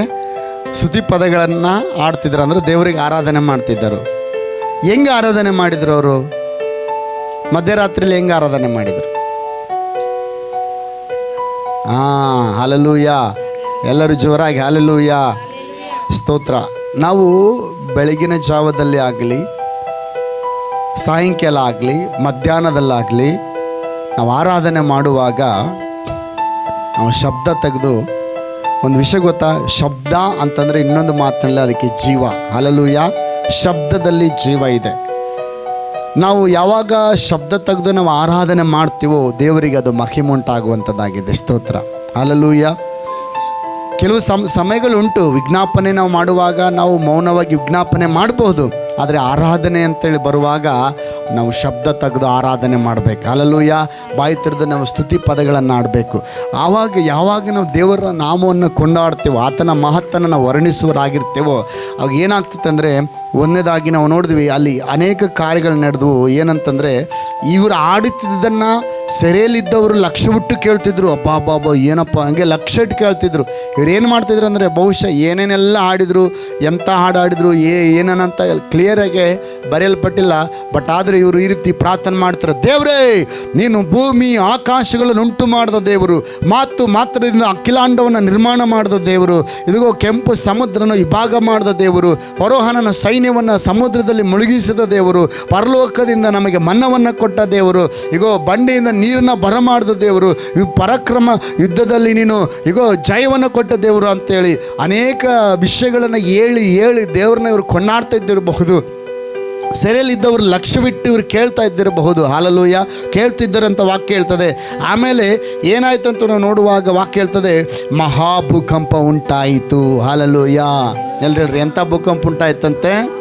ಮಹಾಭೂಕಂಪ ಉಂಟಾಯಿತು. ಸ್ತೋತ್ರ. ಈ ಭೂಕಂಪ ಎಂತಂದ್ರೆ ನಾಶನ ಮಾಡುವುದಕ್ಕಾಗಿ ಉಂಟಾದ ಭೂಕಂಪ ಅಲ್ಲ, ಬಿಡುಗಡೆಗಾಗಿ ಉಂಟಾದ ಭೂಕಂಪ. ಹಾಲೆಲೂಯ. ಅಂದರೆ ಅಲ್ಲಿ ಏನಾಯ್ತು ಗೊತ್ತಾ, ಒಂದು ಸಾರಿ ಆ ಭೂಕಂಪದಲ್ಲಿ ಏನಾಯ್ತು, ಇವರು ಪ್ರಾರ್ಥನೆ ಮಾಡ್ತಿರ್ಬೇಕಾದ್ರೆ, ಇವ್ರು ಆರಾಧನೆ ಮಾಡ್ತಿರ್ಬೇಕಾದ್ರೆ, ಇವ್ರು ದೇವರಿಗೆ ಸ್ತುತಿ ಪದಗಳನ್ನು ಆಡ್ತಿರ್ಬೇಕಾದ್ರೆ ದೇವರ ಪ್ರಸನ್ನತೆ ಅಲ್ಲಿ ಇಳಿದು ಬಂತು. ಆ ಸೆರೆಮನೆಯ ಒಂದು ಅಸ್ಥಿವಾರ ಹಿಂಗೆ ಒಂದು ಸರಿ ಹಿಂಗೆ ಶೇಕ್ ಆಯ್ತು ಅಷ್ಟೇ. ಹಾಲೆಲೂಯ. ಶೇಕಾದಾಗ ಏನಾಯಿತು, ಕದಗಳು ತೆರೆದವು. ಹಾಲೆಲೂಯ, ಕದಗಳು ತೆರೆದವು, ಸರ್ಪಣಿಗಳು ಬಿಚ್ಚಲ್ಪಟ್ಟವು. ಮಾತ್ರವಲ್ಲ ಎಲ್ಲರ ಬೇಡಿಗಳು ಕಳಚಿದವು ಅಂತ ಹೇಳ್ತದೆ. ಹೇಳ್ರಿ ಎಲ್ಲರ ಬೇಡಿಗಳು ಕಳಚಿದವು. ಅಂದರೆ ಯಾವ ಕಾರ್ಯಗಳು ನಮಗೆ ನಿನ್ನನ್ನು ಇನ್ನು ಮುಂದಕ್ಕೆ ಹೋಗೋಕ್ಕೆ ಬಿಡಲ್ಲ ಅಂಥೇಳಿ ಅಡ್ಡಿಯಾಗಿ ನಿಂತಿದೆಯೋ, ನಾವು ಆರಾಧನೆ ಮಾಡುವಾಗ ನಮ್ಮ ಮುಂದೆ ಮುಚ್ಚಲ್ಪಟ್ಟಂಥ ಕೆಲವು ಬಾಗಿಲುಗಳು ಅದು ತೆರೆಯಲ್ಪಡುವಂಥದ್ದಾಗಿದೆ. ಹಾಲೆಲೂಯ. ನಿಂದಿಷ್ಟೇ, ನಿನ್ನ ಮುಗಿತೀನಿ, ನಿನ್ನ ಮುಂದೆ ಹೋಗೋಕ್ಕಾಗಲ್ಲ, ಇನ್ನು ಮುಂದೆ ನೀನೇನು ಅಂದ್ಕೊಂಡು ಅದನ್ನು ಮಾಡೋಕ್ಕಾಗೋದಿಲ್ಲ, ನಿನ್ನ ಕತೆ ಇಷ್ಟೇ, ನೀನು ಇಲ್ಲೇ ಇರಬೇಕು, ನಿನ್ನ ಮೇಲೆ ಹೋಗೋಕ್ಕಾಗಲ್ಲ, ಇದೇ ಅಂಡರ್ಗ್ರೌಂಡಲ್ಲೇ ಇರಬೇಕು, ನಿನ್ನ ಮೇಲೆ ಏನು ಪ್ರಕಾಶಿಸಲ್ಲ, ನಿನ್ನ ಮೇಲೆ ಏನು ಬೇರೆ ಕಾರ್ಯಗಳನ್ನು ಮಾಡೋಕ್ಕಾಗಲ್ಲ ಅಂಥೇಳಿ ಯಾವ ಕಾರ್ಯಗಳು ನಮ್ಮನ್ನು ಮುಚ್ಚಿಟ್ಟಿರ್ತದೆಯೋ, ಇದಿಗೋ ನಾವು ಆರಾಧನೆ ಮಾಡುವಾಗ, ನಾವು ದೇವರಿಗೆ ಸ್ತುತಿ ಪದಗಳನ್ನು ಆಡುವಾಗ ಆ ನಮ್ಮ ಎದುರುಗಡೆಗೆ ಮುಚ್ಚಲ್ಪಟ್ಟಂಥ ಬಾಗಿಲುಗಳು ಅವು ತೆರೆಯುವಂಥದ್ದಾಗಿದೆ. ಹಲ್ಲೆಲೂಯ. ಮಾತ್ರವಲ್ಲ, ಬಾಗಿಲುಗಳು ಯಾವಾಗಾದರೆ ತೆರೀತವಲ್ಲ, ದೇವರು ಒಂದು ಸಾರಿ ಬಾಗಿಲು ತೆರೆದ್ರಂದರೆ, ಹಲ್ಲೆಲೂಯ, ಇವತ್ತು ಅನೇಕರು ಮೇಲೆ ಬರೋಕ್ಕೆ ಆಗ್ತಾ ಇಲ್ಲ, ಅನೇಕ ಒದ್ದಾಡ್ತಿದ್ದಾರೆ, ಮೇಲೆ ಬರೋಕ್ಕಾಗ್ತಿಲ್ಲ. ನಾವು ಮೇಲೆ ಬರಬೇಕಂದ್ರೆ ಅದರೊಂದು ರಹಸ್ಯ ಏನಪ್ಪ ಅಂತಂದರೆ ಆರಾಧನೆಯಾಗಿದೆ. ಹಲ್ಲೆಲೂಯ. ಯಾವಾಗ ಇವರು ಆರಾಧನೆ ಮಾಡಿದ್ರು ಎಲ್ಲ ಬಾಗಿಲುಗಳು ತೆರೆಯಲ್ಪಟ್ಟವು, ಎಲ್ಲ ಸರ್ಪಣಿಗಳು ಕಳಚಿ ಬಿದ್ದವು, ಎಲ್ಲರ ಬೇಡಿಗಳು ಕಳಚಿ ಬಿದ್ದವಂತ. ನೀವು ಆರಾಧನೆ ಮಾಡುವಾಗ ನಿಮ್ಮ ಮುಖಾಂತರ ನಿಮ್ಮ ಕಡೆಯವರು ಅನೇಕರಿಗೆ ಬಿಡುಗಡೆ ಉಂಟಾಗುವಂಥದ್ದಾಗಿದೆ. ಹಲ್ಲೆಲೂಯ. ನಮಗೆ ಮಾತ್ರ ಬಿಡುಗಡೆ ಅಲ್ಲ, ಆರಾಧನೆ ಮಾಡುವ ವ್ಯಕ್ತಿಯ ಕುಟುಂಬ, ಆರಾಧನೆ ಮಾಡುವಂಥ ವ್ಯಕ್ತಿಯ ಪರಿವಾರ, ಆರಾಧನೆ ಮಾಡುವಂಥ ವ್ಯಕ್ತಿಯ ಆ ಒಂದು ಆತನಿರುವಂಥ ಒಂದು ಪ್ರಾಂತ, ಆ ಕ್ಷೇತ್ರ, ಅದೊಂದು ಬಿಡುಗಡೆ ಹೊಂದುವಂಥದ್ದಾಗಿದೆ ಪ್ರೇರೆ. ಆಮೇನ್. ಹಲ್ಲೆಲೂಯ. ಅಲ್ಲಿ ಏನಾಯಿತು, ಆ ನಂತರವಾಗಿ ಅಲ್ಲಿ ನಡೆದಂಥ ಬಿಡುಗಡೆನ ಕಂಡಂಥ ಆ ಒಂದು ಸೆರೆಮನೆಯ ಅಧಿಕಾರಿ ಅಂದರೆ ಪೊಲೀಸ್ ಇನ್ಸ್ಪೆಕ್ಟರು ಅಲ್ಲಿ ರಕ್ಷಣೆ ಹೊಂದಿ ಪೌಲನ ಕೈಯಲ್ಲಿ ದೀಕ್ಷಾಸ್ಥಾನ ತೆಗೆದುಕೊಂಡನು ಎಂಬುದಾಗಿ ನಾವು ಸತ್ಯವೇದ ವಾಕ್ಯದಲ್ಲಿ ಗಮನಿಸ್ತೇವೆ. ಆಮೇನ್. ಹಲ್ಲೆಲೂಯ. ಹೇಳ್ರಿ, ಆರಾಧನೆ ಭಾನುವಾರ ಮಾತ್ರವಲ್ಲ, ಪ್ರತಿದಿನ ಮಾಡಬೇಕು. ಹಲ್ಲೆಲೂಯ. ಆ ಆರಾಧನೆ ಮಾಡೋದಕ್ಕೆ ನಾವು ಒಂದು ಸಮಯವನ್ನು ಗುರ್ತು ಮಾಡಿ, ದೇವ್ರ ಜೊತೆಗೆ ಒಂದು ಫೆಲೋಶಿಪ್ಪಿಗಾಗಿ ನಾವು ಒಂದು ಸಮಯವನ್ನು ಗೊತ್ತು ಮಾಡಿ ನಾವು ಮಾಡುವಂಥದ್ದು ಒಂದಿದೆ. ಮತ್ತು ಸತ್ಯವೇದ ಗ್ರಂಥದಲ್ಲಿ ದಾವೀದನು ಆತನ ಈ ರೀತಿಗೆ ಹೇಳ್ತಾನೆ, ನಾನು ದಿನಕ್ಕೆ 7 ಸಾರಿ ದೇವರನ್ನ ನಾನು ಕೊಂಡಾಡ್ತೇನೆ ಅಂತೇಳಿ. ಹಲ್ಲೆಲೂಯ. ದಾವೀದನ ಪ್ರಾರ್ಥನೆ ಟೈಮು ದಿನಕ್ಕೆ 7 ಸಾರಿ ಅವನ ಟೈಮನ್ನು ಫಿಕ್ಸ್ ಮಾಡಿದ್ದಂತೆ. ಅದು ಯಾವ ಸಮಯದಲ್ಲಿ ಪ್ರಾರ್ಥನೆ ಮಾಡ್ತಿದ್ನೋ ದಿವಸಕ್ಕೆ 7 ಸಾರಿ ಗೊತ್ತಿಲ್ಲ. ಅದಲ್ಲದೆ ಮತ್ತೆ ಇನ್ನೊಂದು ಮಾತನ್ನು ಹೇಳ್ತಾನೆ, ಅವನಿಗೆ ಚಿಕ್ಕ ಪ್ರಾಯದಿಂದಲೇ ಒಂದು ಅಭ್ಯಾಸವಾಗಿತ್ತು. ಏನಂತಂದರೆ ಕೀರ್ತನೆ 34ನೇ ಅಧ್ಯಾಯ 1ನೇ ವಚನದಲ್ಲಿ ನಾವು ನೋಡುವಾಗ ಅಲ್ಲಿ ವಾಕ್ಯವು ಈ ರೀತಿಗೆ ಹೇಳ್ತದೆ. ಏನಂತ ಓದ್ ನೋಡ್ರಿ, ಕೀರ್ತನೆ 34ನೇ ಅಧ್ಯಾಯ 1ನೇ ವಚನ. ಕೀರ್ತನೆ ನಾನು ಯೆಹೋವನನ್ನು ಎಡೆಬಿಡದೆ ಕೊಂಡಾಡುವೆನು. ಆತನ ಸ್ತೋತ್ರವು ಯಾವಾಗಲೂ ನನ್ನ ಬಾಯಲ್ಲಿ ಇರುವುದು. ಆತನ ಸ್ತೋತ್ರವು ಯಾವಾಗಲೂ ನನ್ನ ಬಾಯಲ್ಲಿ ಇರುವುದು. Amen, hallelujah. ಎಲ್ಲರೂ ಜೋರಾಗಿ ಹಲ್ಲೆಲೂಯಾ. ಆತನ ಸ್ತೋತ್ರವು ಯಾವಾಗಲೂ ನನ್ನ ಬಾಯಲ್ಲಿರುವುದು. ನಮ್ಮ ಬಾಯಲ್ಲಿ ಯಾವಾಗಲೂ ಏನಿರ್ಬೇಕಂತೆ? ಆತನ ಸ್ತೋತ್ರವು ಯಾವಾಗಲೂ ಇರಬೇಕು. ಸ್ತೋತ್ರ. ದಾವೀದನು ಒಂದು ಆರಾಧನೆ ವೀರನಾಗಿದ್ದ ಪ್ರೇರೆ. ದಾವೀದನು ದೇವರನ್ನ ಕೊಂಡಾಡುವ ವ್ಯಕ್ತಿ ಆಗಿದ್ದ. ದಾವೀದನಿಗೆ ಏನು ಭಾಳ ಇಷ್ಟ ಗೊತ್ತಾ? ಭಾಳ ಇಷ್ಟ ಏನಂತಂದರೆ ದೇವರನ್ನ ಆರಾಧನೆ ಮಾಡುವುದಂದರೆ ಭಾಳ ಇಷ್ಟ. ಹಲ್ಲೆಲೂಯಾ. ದಾವೀದನಿಗೆ ದೇವರ ಸನ್ನಿಧಿ ಅಂದರೆ ಭಾಳ ಇಷ್ಟ. ಆರಾಧನೆ ಅಂದರೆ ಭಾಳ ಇಷ್ಟ. ದಿವಸಕ್ಕೆ 7 ಸಾರಿ ಪ್ರಾರ್ಥನೆ ಮಾಡುವುದು, 7 ಸಾರಿ ದೇವ್ರನ್ನ ಆರಾಧನೆ ಮಾಡೋದು ಮಾತ್ರವಲ್ಲದೆ ಆರಾಧನೆಯೇ ಅವನ ಜೀವಿತವಾಗಿತ್ತು. ಹಲ್ಲೆಲೂಯಾ. ಆರಾಧನೆ ಅವನ ಉಸಿರಾಗಿತ್ತು. ನಾವೀಗ ಹಾಡಾಡಿದೀವಲ್ಲ, ನನ್ನುಸಿರಾದ ಯೇಸು ನನ್ನುಸಿರಲ್ಲೇ ಬೆರೆತೆ, ನನ್ನುಸಿರೇ ನಾನಿನ್ನ ಸ್ತುತಿಪೆ. ದಾವೀದನು ಹೇಳ್ತಾನೆ, ದೇವ ಯಾವಾಗಲೂ ಆತನ ಸ್ತೋತ್ರವು ಯಾವಾಗಲೂ ನನ್ನ ಬಾಯಲ್ಲಿ ಇರುವುದು. ನಾನು ಯಾವಾಗಲೂ ದೇವರನ್ನ ಸ್ತುತಿಸುತ್ತಿರುವೆನು. ಹಲ್ಲೆಲೂಯಾ. ಆರಾಧನೆಯ ನಾಯಕನ ಒಂದು ವಿಶೇಷತೆ ಏನಪ್ಪ ಅಂತಂದರೆ ಯಾವಾಗಲೂ ಕೂಡ ಆರಾಧನೆ ಮಾಡ್ತಾ ಇರ್ತಾನೆ. ಸ್ತೋತ್ರ ಸ್ತೋತ್ರ ಸ್ತೋತ್ರ ಸ್ತೋತ್ರ. ಇನ್ನೊಂದು ವಿಷಯ ಐತೆ ಏನು ಗೊತ್ತಾ? ನಾವು ಇನ್ನೂ ಒಂದು ಸ್ಟೆಪ್ ನಾವು ಮುಂದೆ ಬರಬೇಕಂತಂದರೆ ನಾವು ವಾಣಿಗಳಲ್ಲಿ ದೇವರನ್ನು ಸ್ತುತಿಸ್ಬೋದು. ಯಾವಾಗಲೂ ಕೂಡ ವಾಣಿಗಳನ್ನು ಆಡುತ್ತಾ ಅದರಲ್ಲಿ ಕೂಡ ಒಂದು ದೇವರನ್ನು ಸ್ತುತಿಸುವಂಥ ಶಬ್ದ ಅದು ಇದೆ. ಹಲ್ಲೆಲೂಯಾ. ದಾವೀದನು ಯಾವಾಗಲೂ ಆರಾಧನೆ ಮಾಡ್ತಾ ಇದ್ನು. ನಾನು ಹೇಳ, ಆರಾಧನೆ ಮಾಡುವಂಥ ವ್ಯಕ್ತಿ, ಹಲ್ಲೆಲೂಯಾ, ಆರಾಧನೆ ಮಾಡುವಂಥ ಕುಟುಂಬ, ಆರಾಧನೆ ಮಾಡುವವರ ಜೀವಿತ ಹೆಂಗಿರ್ತದಂದರೆ ಅವರು ಕೆಳಗಿರಲ್ಲ. ಸ್ತೋತ್ರ. ಅವರು ಮೇಲಿನ ಮಟ್ಟದಲ್ಲಿ ಅವರು ಆಶೀರ್ವದಿಸಲ್ಪಡೋರಾಗಿದ್ದಾರೆ. ದಾವೀದನಿಗೆ ಸುಮಾರು 7 ಜನ ಅಣ್ಣ ತಮ್ಮಂದರಿದ್ದರು. ಅದರಲ್ಲಿ ದಾವೀದನು ಚಿಕ್ಕವನು. ಇವ್ರ ಮನೆಗೆ ಏನಾದರೂ ಒಂದು ಫಂಕ್ಷನ್ ಮಾಡಿದರೂ ಕೂಡ ದಾವೀದನನ್ನು ಲೆಕ್ಕಕ್ಕಿಲ್ಲ. ಇವನು ಪ್ರತಿದಿನ ಕುರಿಗಳನ್ನ ಹೊಡ್ಕೊಂಡು ಹೋಗಲೇಬೇಕು, ಬೇರೆ ಭಾಗ ಇಲ್ಲ. ಹಬ್ಬ ಇದ್ದರೂ ಇವತ್ತು ಹಬ್ಬ ಇತ್ತು ಅಂತೇಳಿ ಕುರಿಗಳನ್ನ ಇಟ್ಕೊಂಡಿರಂಗಿಲ್ಲ. ಕುರಿಗಳನ್ನ ಹೊಡ್ಕೊಂಡು ಹೋಗಲೇಬೇಕು ಮೇಸಕ್ಕೆ. ಯಾರು? ದಾವೀದನು. ಹಲ್ಲೆಲೂಯಾ. ಆದರೆ ಒಂದು ಸಾರಿ ಒಂದು ಜಾತ್ರೆಗೆ ಹೋದಾಗ ಒಂದು ಸಾರಿ ಅವನು ನೋಡಿದ ತಕ್ಷಣ ಒಂದು ವೈಲಿನನ್ನು ನೋಡಿ ಇವನಿಗೆ ಇಷ್ಟ ಆಗ್ತತೆ. ಅರೆ, ನನ್ನ ದೇವರನ್ನ ನಾನು ಹೆಂಗೋ ಸ್ತೋತ್ರ ಮಾಡ್ತೀನಿ, ಹೆಂಗೋ ಆರಾಧನೆ ಮಾಡ್ತೀನಿ, ಹಂಗೆ ಆರಾಧನೆ ಮಾಡೋ ಬದಲಿ ಒಂದು ಇನ್ಸ್ಟ್ರೂಮೆಂಟ್ ಇದ್ದರೆ ಚೆನ್ನಾಗಿರ್ತದಲ್ಲ ಅಂಥೇಳಿ ಆ ಜಾತ್ರೆಗೆ ಹೋದಾಗ ಒಂದು ವೈಲಿನನ್ನು ಖರೀದಿ ಮಾಡ್ತಾನೆ. ಹಲ್ಲೆಲೂಯಾ. ಒಂದು ಕಿನ್ನರಿಯನ್ನು ಖರೀದಿ ಮಾಡ್ತಾನೆ. ಕಿನ್ನರಿಯನ್ನು ಖರೀದಿ ಮಾಡಿ ಆ ಕುರಿಗಳನ್ನು ಮೇಯಿಸೋದಕ್ಕೆ ಹೋಗುವಾಗ ಆ ಬಗ್ಲಿಗೆ ಆ ಒಂದು ಕಿನ್ನರಿನ ಹಾಕ್ಕೊಂಡು ಆ ವೈಲಿನ ಹಾಕ್ಕೊಂಡು ಅವನು ಹೋಗ್ತಿರ್ಬೇಕಾದ್ರೆ ಫಸ್ಟಿಗೆ ಅವನಿಗೆ ಬರೋಂಗಿಲ್ಲ. ಅವನು ಕುರಿಗಳನ್ನ ಬಿಟ್ಟು ಆ ವೈಲಿನನ್ನು ನುಡಿಸ್ತಾ ಫಸ್ಟಿಗೆ ಬಹುಶಃ ಬಂದಿರಲಿಕ್ಕಿಲ್ಲ. ಅಂದರೆ ಇವನು ಪ್ರಾರ್ಥನೆ ಮಾಡ್ತಾನೆ, ದೇವಾ ನಿನಗೆ ಸ್ತೋತ್ರ, ನೀನು ನನ್ನ ಬೆರಳಿಗೆ ಯುದ್ಧ ವಿದ್ಯೆಯನ್ನು ಕಲಿಸುವ ಆತನು, ನೀನು ನನಗೆ ಎಲ್ಲವನ್ನು ಕಲಿಸ್ತೀಯ ಅಂಥೇಳಿ ಅವನು ಆ ಒಂದು ವೈಲಿನನ್ನು ಕೊಯ್ತಾ ಅಂದರೆ ಅದನ್ನು ನುಡಿಸ್ತಾ ಇಷ್ಟು ಚೆನ್ನಾಗಿ ಅವನು ನುಡಿಸೋದು ಕಲ್ತಿದ್ದ ಅಂತಂದರೆ ಅವನು ಆ ಒಂದು ಕೇಳುವುದಕ್ಕೆ ಅನೇಕ ವ್ಯಕ್ತಿಗಳು ಬಂದು ಆ ಮರದ ಕೆಳಗೆ ಕುಂದಿರ್ತಿದ್ರು. ಅಷ್ಟು ಅದ್ಭುತವಾಗಿ ನುಡಿಸ್ತಾ ಇದ್ದ. ಆದರೆ ಹೆಚ್ಚು ಸಮಯ ದೇವರಿಗೆ ಆರಾಧನೆ ಮಾಡ್ತಾ ಇದ್ದ. ಹಲ್ಲೆಲೂಯಾ. ಯೆಹೋವನು ಒಳ್ಳೆಯವನು, ಆತನ ಕೃಪೆ ಶಾಶ್ವತವಾದದ್ದು. ಆತನು ಈ ರೀತಿ ಮಾಡ್ದ, ಇಸ್ರೇಲ್ ಜನರನ್ನು ಬಿಡುಗಡೆ ಮಾಡ್ದ. ನೀವು ಕೀರ್ತನೆಗಳಲ್ಲಿ ಓದಿ ನೋಡ್ರಿ, ಆತನ ಹಾಡಿದಂಥ ಹಾಡುಗಳು, ಆತನ ಬರೆದಂಥ ಆ ಒಂದು ಕವನ, ಆ ಒಂದು ಹಾಡುಗಳು ಎಷ್ಟು ಅದ್ಭುತವಾಗಿದೆ ಅಂದರೆ ಅಷ್ಟು ಅದ್ಭುತವಾಗಿ ದೇವರನ್ನ ವರ್ಣಿಸ್ತಾ, ದೇವರನ್ನ ಸ್ತುತಿಸ್ತಾ, ದೇವರನ್ನ ಮಹಿಮೆ ಪಡಿಸ್ತಾ ಆತನು ಆರಾಧನೆ ಮಾಡ್ತಾ ಇದ್ದ. ಇವನು ಏನು ಲೆಕ್ಕಕ್ಕಿಲ್ಲ. ಅಯ್ಯೋ, ನನ್ನ ಮನೆಗೆ ನಾನು ಏನು ಲೆಕ್ಕಕ್ಕಿಲ್ಲಲ್ಲ, ನಾನು ಏನೋ ಹಿಂಗಲ್ಲ, ನನಗೆ ಎಜುಕೇಷನ್ ಇಲ್ಲಲ್ಲ, ನಮಗೆ ಮೇಲಿನ ಸ್ಥಾನ ಇಲ್ಲಲ್ಲ, ನಾನು ಎಲ್ಲರಿಗಿಂತ ಕೆಳಗಿದ್ದೀನಲ್ಲ ಅಂತೇಳಿ ಬೇಜಾರು ಪಡಲಿಲ್ಲ. ಇವನಿಗೆ ಒಂದು ಚೆನ್ನಾಗಿ ಗೊತ್ತಿತ್ತು, ಯೆಹೋವನು ನನಗೆ ಕುರುಬನು, ನಾನು ಕೊರತೆ ಪಡೇನು. ಹಲ್ಲೆಲೂಯಾ. ಇಲ್ಲಿ ಹೇಳ್ರಿ, ಯೆಹೋವನು ನನಗೆ ಕುರುಬನು, ನಾನು ಕೊರತೆ ಪಡೇನು.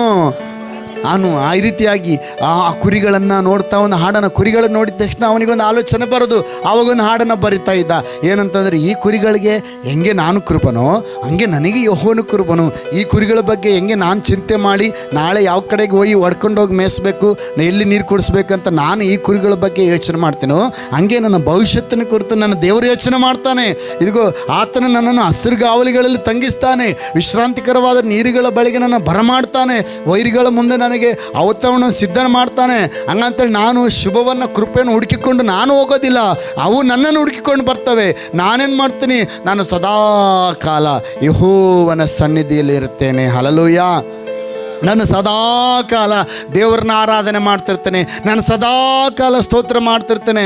ಆತನ ಸ್ತೋತ್ರವು ಯಾವಾಗಲೂ ನನ್ನ ಬಾಯಲ್ಲಿ ಇರ್ತದೆ. ಹಲ್ಲೆಲೂಯಾ.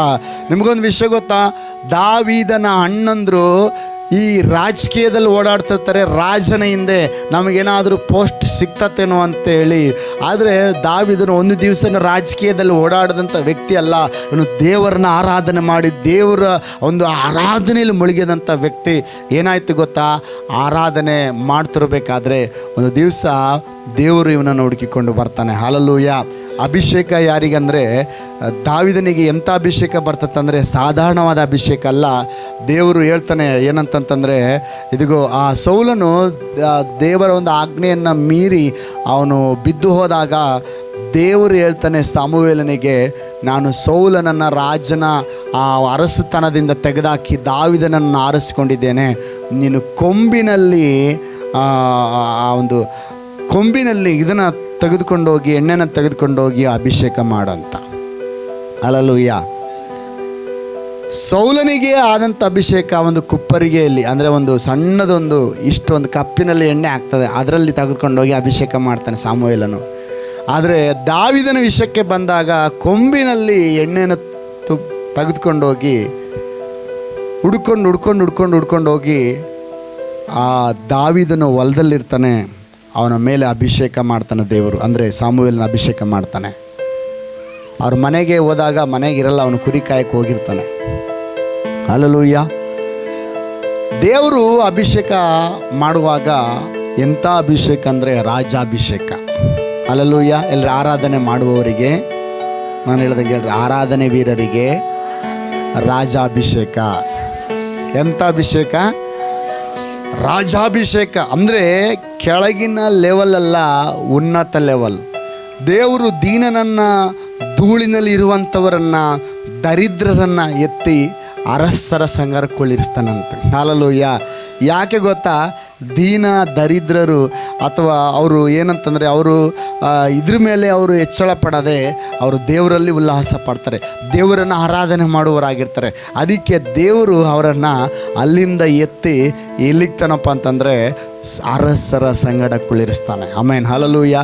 ಇವತ್ತು ನೀನು ಆರಾಧನೆ ಮಾಡುವ ವ್ಯಕ್ತಿ ಆಗಿದ್ದರೆ, ಯಾವಾಗಲೂ ದೇವರ ಸ್ತೋತ್ರ ನಿನ್ನ ಬಾಯಲ್ಲಿದ್ದರೆ, ಯಾವಾಗಲೂ ನೀನು ದೇವರಿಗೆ ಆರಾಧಿಸುವಂಥ ವ್ಯಕ್ತಿ ಆಗಿದ್ದರೆ, ನಾನು ಹೇಳ್ತೀನಿ, ನಿನಗೆ ಎಲ್ಲಿ ಕಾಲಿಟ್ಟರು ನೀನು ಅಲ್ಲಿ ಜಯನೇ. ಹಲ್ಲೆಲೂಯಾ. ಎಲ್ಲಿ ಹೋದ್ರೂ ಕೂಡ ಅಲ್ಲಿ ಜಯನೇ. ಏನಾಯಿತು ಗೊತ್ತಾ, ಯಾವಾಗಾದರೆ ದಾವೀದನಿಗೆ ಅಭಿಷೇಕವಾಗಿತ್ತು, ಅವನು ಆದರೂ ಕೂಡ ಅವನು ಇನ್ನೂ ಅಭಿಷೇಕ ಆದ ತಕ್ಷಣ ಅವನು ಏನಪ್ಪ ಅಂದರೆ ಡೈರೆಕ್ಟಾಗಿ ಅರಸ ಆಗಲಿಲ್ಲ. ಅಭಿಷೇಕ ಆದ ತಕ್ಷಣ ಇವತ್ತು ಅಭಿಷೇಕ ಆಯಿತು, ನಾಳೆನೂ ಹೋಗಿ ಸಿಂಹಾಸನದ ಮೇಲೆ ಕುಳಿತುಕೊಳ್ಳಿಲ್ಲ. ಆದರೂ ಅವನು ಕುರಿಗಳನ್ನು ಕಾಯ್ತಾ ಇದ್ದ, ಆರಾಧನೆ ಮಾಡ್ತಾ ಇದ್ದ, ಸ್ತೋತ್ರ ಮಾಡ್ತಿದ್ದ, ದೇವ್ರನ್ನ ಇನ್ನೂ ಹೆಚ್ಚಾಗಿ ಸ್ತುತಿಸ್ತಾ ಇದ್ದ. ಒಂದು ದಿವಸ ಅವ್ರ ಅಪ್ಪ ಕರೆದ, ಏ ಮಗ ಇಲ್ಲಿ ಬಾರೋ ಇಲ್ಲಿ ಅಂತೇಳಿ.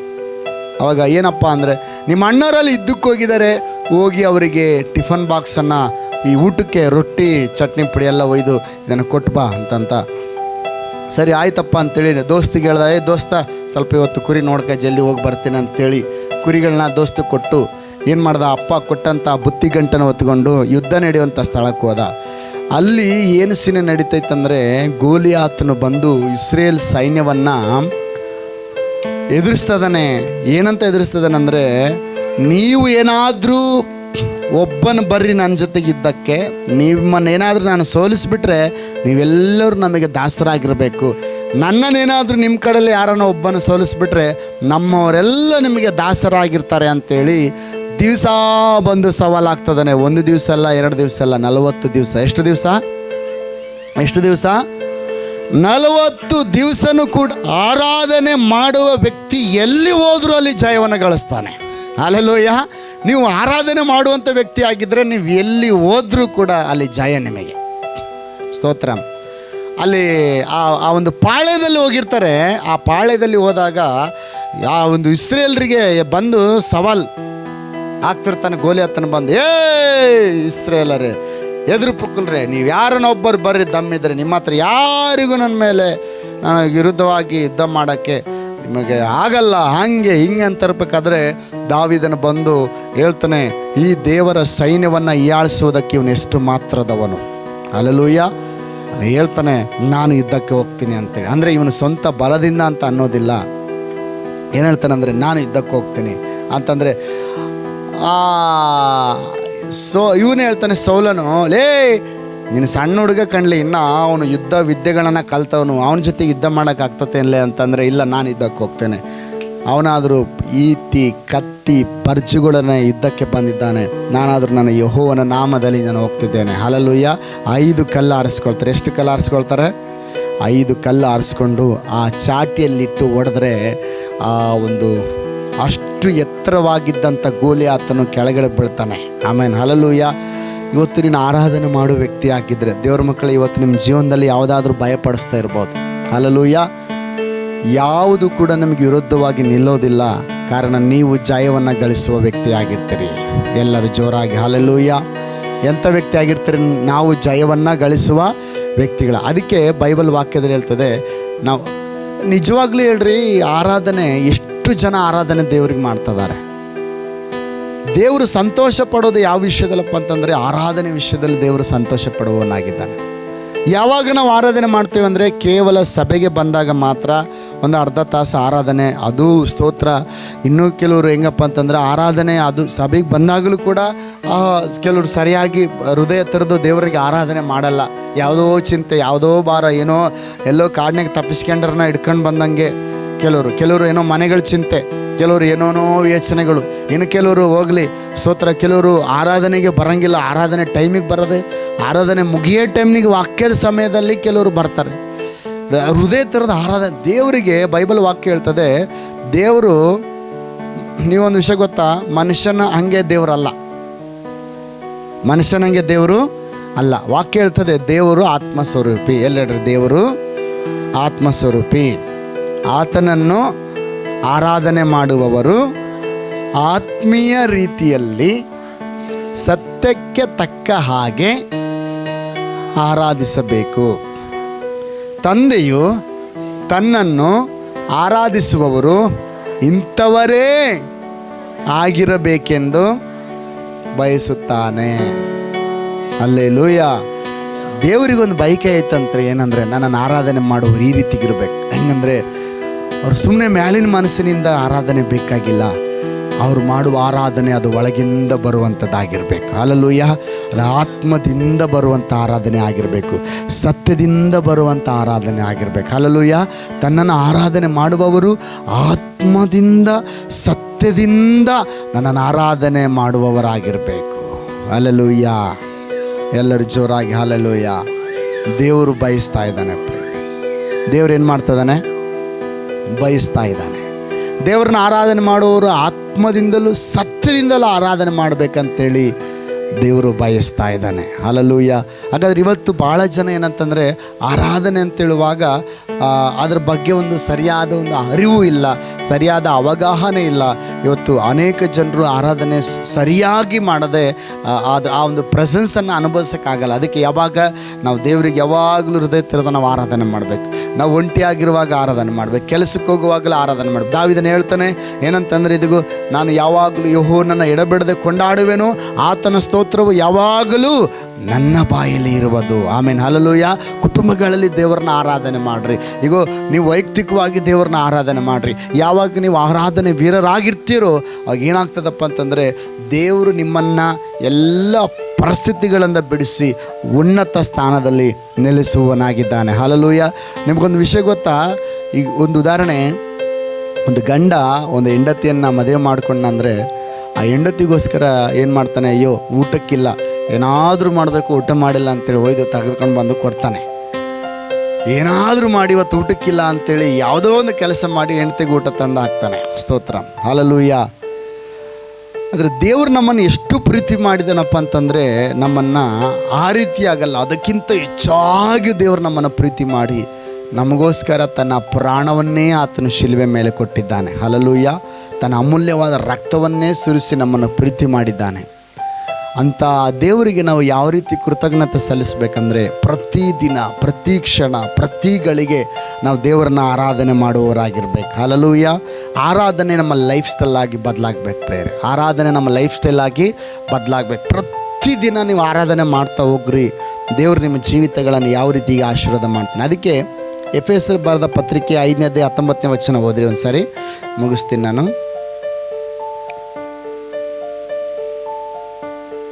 ಆದರೆ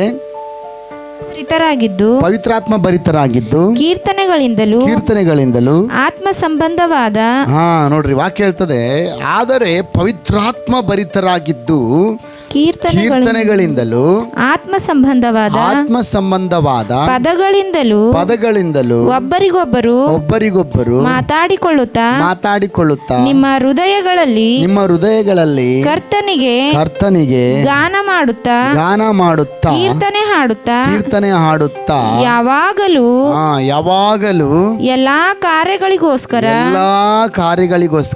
ನಮ್ಮ ಕರ್ತನಾದ ಯೇಸು ಕ್ರಿಸ್ತನ ಹೆಸರಿನಲ್ಲಿ ತಂದೆಯಾದ ದೇವರಿಗೆ ಸ್ತೋತ್ರ ಮಾಡುತ್ತಾ ಕ್ರಿಸ್ತನಿಗೆ ಭಯಪಡುವವರಾಗಿದ್ದು ಒಬ್ಬರಿಗೊಬ್ಬರು ವಿನಯವುಳ್ಳವರಾಗಿ ನಡೆದುಕೊಳ್ಳಿರಿ. Amen, hallelujah. ಎಲ್ಲರೂ ಪವಿತ್ರಾತ್ಮ ಭರಿತರಾಗಿದ್ದು ಕೀರ್ತನೆಗಳಿಂದಲೂ ಆತ್ಮ ಸಂಬಂಧವಾದ ಪದಗಳಿಂದಲೂ ಒಬ್ಬರಿಗೊಬ್ಬರು ಮಾತಾಡಿಕೊಳ್ಳುತ್ತಾ ನಿಮ್ಮ ಹೃದಯಗಳಲ್ಲಿ ಕರ್ತನಿಗೆ ಗಾನ ಮಾಡುತ್ತಾ ಕೀರ್ತನೆ ಹಾಡುತ್ತಾ. ಹಲ್ಲೆಲೂಯ. ಎಲ್ಲರೂ ಜೋರಾಗಿ ಹಲ್ಲೆಲೂಯ. ಹಾಗಾದರೆ ಎಷ್ಟು ಜನ ಇವತ್ತು ದೇವರನ್ನ ಯಾವಾಗಲೂ ಆರಾಧನೆ ಮಾಡ್ತಿದ್ದಾರೆ ಅಂತೇಳಿ ನೋಡುವಾಗ ಬಹಳ ಕಡಿಮೆ ಜನರು ಮಾತ್ರ ಆ ಒಂದು ನಿಜವಾದ ಆರಾಧನೆಯಲ್ಲಿ ತಮ್ಮನ್ನು ತಾವು ತೊಡಗಿಸಿಕೊಂಡಿದ್ದಾರೆ. ಯಾವಾಗ ನಾವು ಆರಾಧನೆ ಮಾಡೋದಕ್ಕೆ ಪ್ರಾರಂಭ ಮಾಡ್ತೀವಲ್ಲ, ದೇವರ ಮಹಿಮೆಯನ್ನು ನಾವು, ದೇವರ ಪ್ರಸನ್ನತೆಯನ್ನು ಕಾಣುವುದಕ್ಕೆ ಸಾಧ್ಯ. ಕೊಲೊಸ್ಸೆಯವರಿಗೆ ಬರೆದ ಪತ್ರಿಕೆ 3ನೇ ಅಧ್ಯಾಯ 16ನೇ ವಚನದಲ್ಲಿ ನಾವು ನೋಡ್ತೇವೆ, ಕ್ರಿಸ್ತನ ವಾಕ್ಯವು, ಕೊಲೊಸ್ಸೆಯವರು ಬರೆದ ಪತ್ರಿಕೆ 3:16, ಕ್ರಿಸ್ತನ ವಾಕ್ಯವು ನಿಮ್ಮಲ್ಲಿ ಸಮೃದ್ಧಿಯಾಗಿ ವಾಸಿಸಲಿ ಸಕಲ ಜ್ಞಾನದಿಂದ ಕೂಡಿದವರಾಗಿ ಒಬ್ಬರಿಗೊಬ್ಬರು ಉಪದೇಶ ಮಾಡಿಕೊಳ್ಳಿರಿ ಬುದ್ಧಿ ಹೇಳಿಕೊಳ್ಳಿರಿ ಕರ್ತನ ಕೃಪೆಯನ್ನು ನೆನೆಸಿಕೊಳ್ಳುವವರಾಗಿ ಕೀರ್ತನೆಗಳಿಂದಲೂ ಸಂಗೀತಗಳಿಂದಲೂ ಆತ್ಮ ಸಂಬಂಧವಾದ ಹಾಡುಗಳಿಂದಲೂ ನಿಮ್ಮ ಹೃದಯಗಳಲ್ಲಿ ದೇವರಿಗೆ ಗಾನ ಮಾಡಿರಿ. Hallelujah, hallelujah. ಬೈಬಲ್ ವಾಕ್ಯದಲ್ಲಿ ಹೇಳ್ತದೆ ಅಂತಂದರೆ, ಇದು ಹೃದಯದಿಂದ ನಾವು ದೇವರಿಗೆ ಹಾಡುವಾಗ ಹೊಸ ಒಡಂಬಡಿಕೆ ನಮಗೆ ಕ್ಲಿಯರಾಗಿ ಹೇಳ್ತದೆ. ಪೌಲ ಸೀಲರು ಅದನ್ನೇ ಮಾಡ್ತಿದ್ರು, ದೇವರಿಗೆ ಅವರು ಆರಾಧನೆ ಮಾಡ್ದಂಗೆ ಇರ್ತಿರ್ಲಿಲ್ಲ ಅಂತೆ.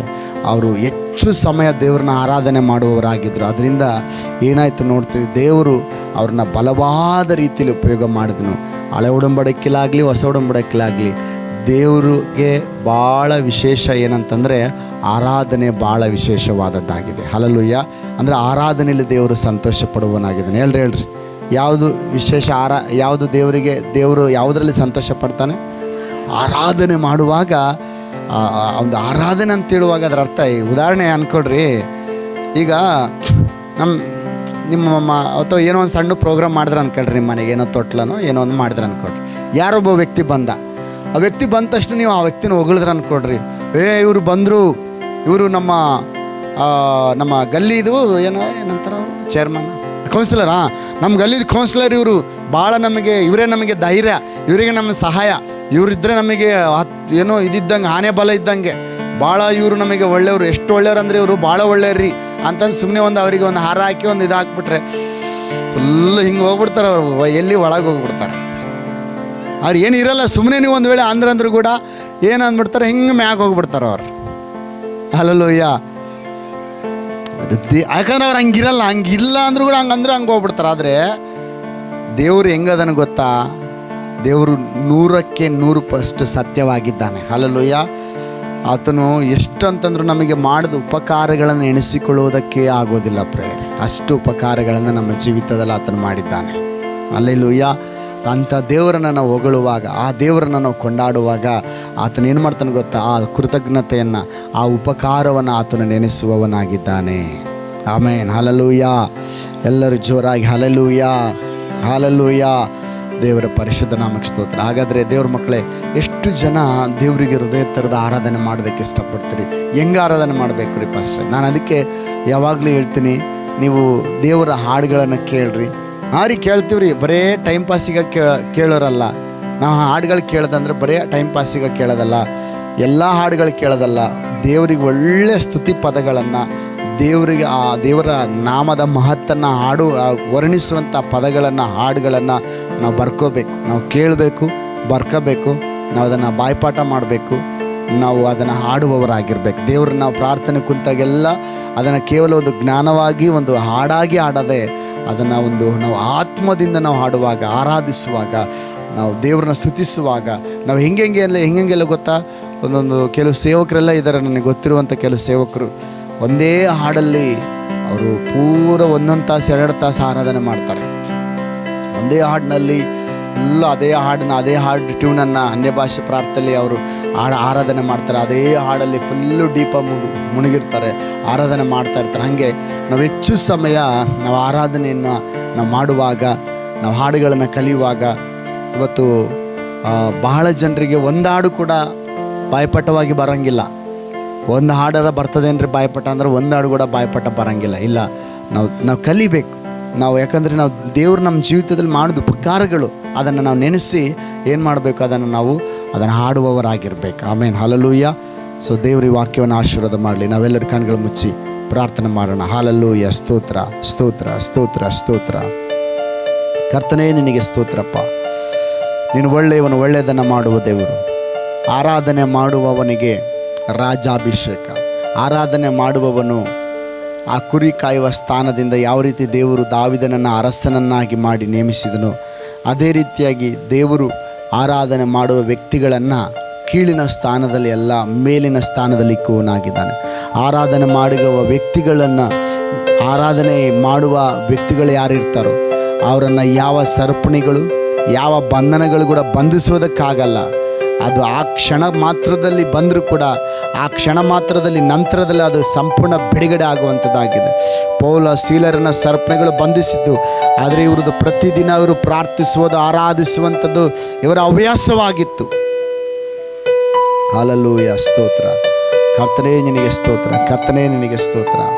ಅಪ್ಪ, ನಿನಗೆ ಸ್ತೋತ್ರಗಳನ್ನು ಸಲ್ಲಿಸ್ತಿದ್ದೇವೆ ದೇವರೇ. ಸ್ತೋತ್ರ. ಈ ವೇಳೆಯಲ್ಲಿ ಯಾವ ರೀತಿ ದಾವಿದನು ಎಡೆಬಿಡದೆ ದಿನಾಲು ಕರ್ತನೆ ಆತನ ಬಾಯಲ್ಲಿ ಯಾವಾಗಲೂ ಸ್ತೋತ್ರವೇ ಇರ್ತಾ ಇತ್ತು.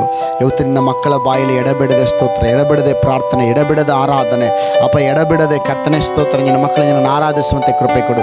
ಇವತ್ತು ನೀನು ಬಿಡುಗಡೆ ನಾಯಕನಾಗಿದ್ದೆ. ಸ್ತೋತ್ರಪ್ಪ ದೇವರೇ. ನೀನು ಬಿಡುಗಡೆ ಕೊಡುವುದಕ್ಕಾಗಿ ಸ್ತೋತ್ರಪ್ಪ ದೇವರೇ. ಅಪ್ಪ, ನಿನ್ನ ಮಕ್ಕಳಿಗೆ ಎದುರು ನೋಡ್ತಾ ಇದ್ದೀಯ. ಸ್ತೋತ್ರ ದೇವರೇ. ಎಲ್ಲ ಮಂಡಲಗಳಲ್ಲಿ ಕರ್ತನೆ ನಿನ್ನ ಒಂದು ಬಿಡುಗಡೆ ಯೇಸುವಿನ ನಾಮದಲ್ಲಿ ಲಭಿಸಲಿ. ಹಲ್ಲೆಲೂಯಾ. ಸ್ತೋತ್ರ. ಪರಿಸ್ಥಿತಿಗಳೆಲ್ಲ ಬದಲಾಗಲಿ ಸ್ವಾಮಿ. ಮಹಿಮೆಯಾದ ಕಾರ್ಯಗಳನ್ನು ಮಾಡಿ ಆಶೀರ್ವದಿಸಿ ನಡೆಸಿರಿ ಯೇಸುವಿನ ನಾಮದಲ್ಲಿ ತಂದೆಯಾದ ದೇವರೇ. ಆಮೇನ್, ಆಮೇನ್.